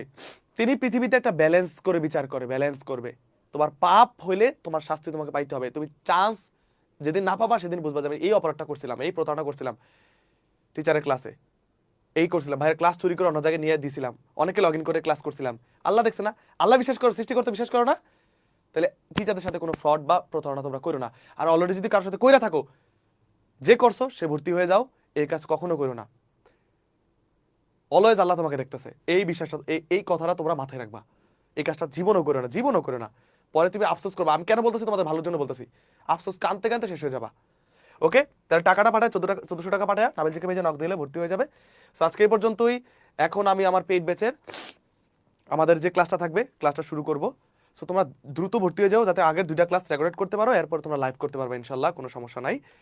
মিস করো না, একজনও মিস করো না ইনশাল্লাহ, প্রমিস করতেছি। তুমি অনেক লাভবান হবা এই বছর। যারা যেই বিশ্ববিদ্যালয় টার্গেট, সেটা হোক ঢাকা বিশ্ববিদ্যালয়, জাহাঙ্গীরনগর, জগন্নাথ, রাজশাহী, চট্টগ্রাম, বিইউপি, হাজী দানেশ, যে কোনো বিশ্ববিদ্যালয়ে ইনশাল্লাহ সর্বোচ্চ বেনিফিটেড হবা। সো টাকাটা পাঠায়া তোমরা জাস্ট নাবিল জিকে পেজে নক দাও। কোথায় নক দিতে হবে? এখন অনেকে জানো না যে আমার অলরেডি 500 ফ্রি ক্লাস আছে। 500 ফ্রি ক্লাস তুমি করতে চাইলে তুমি ইউটিউবে যাবা, অলরেডি এটা সাবস্ক্রাইব করে দিও। ইউটিউবে গিয়ে সাবস্ক্রাইব করলে তুমি ফ্রি ক্লাস করতে পারবা। এই যে নাবিল হাসান অফিসিয়াল, এই ইউটিউব চ্যানেলটা সাবস্ক্রাইব করে দিও। এটা সাবস্ক্রাইব করে দিলে তুমি এখানে আগের এই 500-র মতো জিকে লাইভ ক্লাস, টেকনিক, সাম্প্রতিক ফ্রি ক্লাস, প্রশ্ন সলভ এই চ্যানেলে পেয়ে যাবা। যাদের সাবস্ক্রাইব করা নাই, নোটিফিকেশন অন করা নাই, এটা মাস্ট করে দাও, এখনই করে দাও। স্ক্রিনশট রাখো, পরে ভুলে যাবা। দেখো আগের সকল ক্লাস এটাতে আছে, সকল ক্লাস তুমি এটাতে পেয়ে যাবা। 500-র মতো ক্লাস আছে, ঠিক আছে? এটা কোনোভাবে মিস করো না, এই ইউটিউব চ্যানেল সাবস্ক্রাইব করে দিও। আর যারা ইউটিউব থেকে দেখছো, তোমরা হয়তো জানো না আমার ফেসবুক পেজে লাইভ ক্লাসগুলো হয়, কুইজ দেই, অনেক কুইজ তো তোমরা দেখতে পাও, কুইজ আপলোড করি, বিভিন্ন জিনিস কিন্তু এই যে আমার এই ফেসবুক পেজে আপলোড করি। এটা তোমরা যারা এখনো ফলো করো নাই, ফলো করে দিও, এই পেজটা ফলো করে দিও, তাই তোমরা এখানে নিয়মিত ক্লাস পাবা, সবার আগে ক্লাসগুলো পাবা ইনশাল্লাহ। এখানে কিন্তু আমাদের ক্লাসগুলো হয়ে থাকে, ইনশাল্লাহ। আর যারা সাধারণ জ্ঞানের বিভিন্ন ফ্রি নোট চাও, এই দেখো, এই দেখছো, এই যে আমার শিক্ষার্থীরা ক্লাসের পর এখানে কিন্তু নোট শেয়ার করে দেয়। এই দেখছো কত সুন্দর নোট, এগুলো একদম ফ্রিতে পাবা। আমার কোর্সের ক্লাস কেমন লাগে, পেইড ব্যাচের ক্লাস কেমন লাগে, এখানে নোট পাবা। তো তোমরা ওদের এগুলো ফলো করে নিজেরাও এগুলো নিতে পারো, নিজেরা বানাইতে পারো। দেখছো কত সুন্দর করে সাজানো থাকে, নোট থাকে, দেখো সাধারণ নোট থাকে। ওকে, এই নোটগুলো তোমরা পেয়ে যাবা ফ্রিতে। কোন গ্রুপে? এই গ্রুপটাতে যুক্ত হয়ে যাবে, যে যখনই দেখো Nabil GK free live class group, screenshot রাখো, Nabil's GK free live class group, এটা ফেসবুকে গেলে পাবা, এই গ্রুপে যুক্ত হয়ে যাবে একদম ফ্রি। যে তুমি নোট, আগের নোট, এই যে মিডিয়াতে যাবা, এই মিডিয়াতে গিয়ে এই দেখো আগের যত নোট আছে, তোমরা চালাক, তোমরা তো সিধা চালাক না, তোমরা সিধা সিধা বলা পান। এই দেখো আগের কত নোট আছে এখানে, জিকের কত ম্যাপ আছে, দেখছো? দেখছো এটা আগের আগের আগের, এগুলা কালেক্ট করে নিও। এই যে ম্যাপ ট্যাপ দেখছো, এগুলা কালেক্ট করে নিও। শিক্ষার্থীরা আমাদের বই সম্পর্কে রিভিউ আছে অবশ্য, আলহামদুলিল্লাহ। এইগুলো কালেক্ট করে নিও, আগে আছে, নিচে গেলে আরো পাবা, নিচে গেলে আরো পাবা। আর একটু নিচে গেলে ফোন থেকে স্ক্রল করলে অনেক ম্যাপ দিয়ে অনেক অনেক নোট আছে, তো তোমরা এগুলা সেখান থেকে কালেক্ট করে নিও। গ্রুপটা দেখো কোন গ্রুপ, এখানে যুক্ত হয়ে যাও সবাই, এই Nabil GK free live class group. So আজকে এই পর্যন্তই, ভালো থেকো, সুস্থ থেকো। যারা ভর্তি হয়ে যাবা আজকে ভর্তি হয়ে যাও, নাম্বারটা তো জানলাই। আর এমনিতে আরেকটু জানতে চাইলে বিগত সালে কি পরিমাণে কমন ছিল আমার কোর্স থেকে দেখতে চাইলে নাবিল জিকে পেজে নক দিলে দেখতে পাবো, অথবা তোমরা যদি দেখতে চাও ফ্রিতে কেমন কমন ছিল, তোমরা আবেজিকে পেজে গিয়ে জাস্ট এই ভিডিওগুলো দেখবা যে আমার কোর্স থেকে গত বছর কেমন কমন, আগের বছর কেমন কমন। আমাকে নক দিলে আমি লিঙ্কগুলো দিয়ে দিব, তুমি ক্লিক করে করে দেখে ফেলবা কয়টা কমন, কারা চান্স পাইছে, তারপর তুমি ভর্তি হয়ে যেতে পারবা।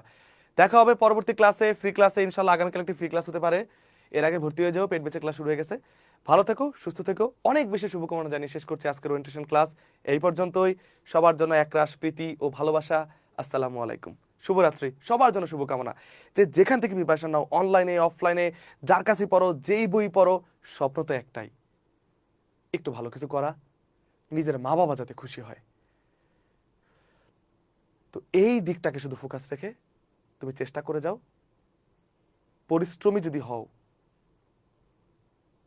ইনশাল্লাহ তুমি হারবে না। ইনশাল্লাহ আল্লাহ তোমার সাথে ইনসাফ করবে, তুমি পরিশ্রম করে যাও জীবনে কোনো না কোনো পর্যায়ে। এই বিশ্বাসটুকু রেখে আমাকে প্রমিস করো ইনশাল্লাহ, ইনশাল্লাহ ভালো কিছু করব ইনশাল্লাহ। ওকে, আসসালামু আলাইকুম, টাটা।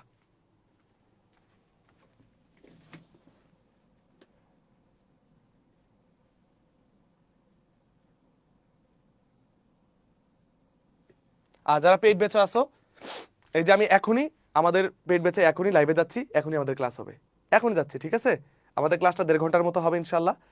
আর 1.5 ঘন্টা মানে 11:30 বাজবে, 11:30 বাজলে এরপর তুমি 12টার মধ্যে ঘুমায়, আশা করি খেয়ে ফেলছো, ঘুমায় যেতে পারবা, কারণ পরবর্তী যদি কোচিং থাকে। আমি এখনই আমাদের পেইড ব্যাচে লাইভে যাচ্ছি, আমাদের লেকচার 2 হবে, একজন মিস করো না। পেইড ব্যাচের শিক্ষার্থীরা সবাই ক্লাসে যুক্ত হও ইনশাল্লাহ, ক্লাসে যুক্ত হয়ে যাও।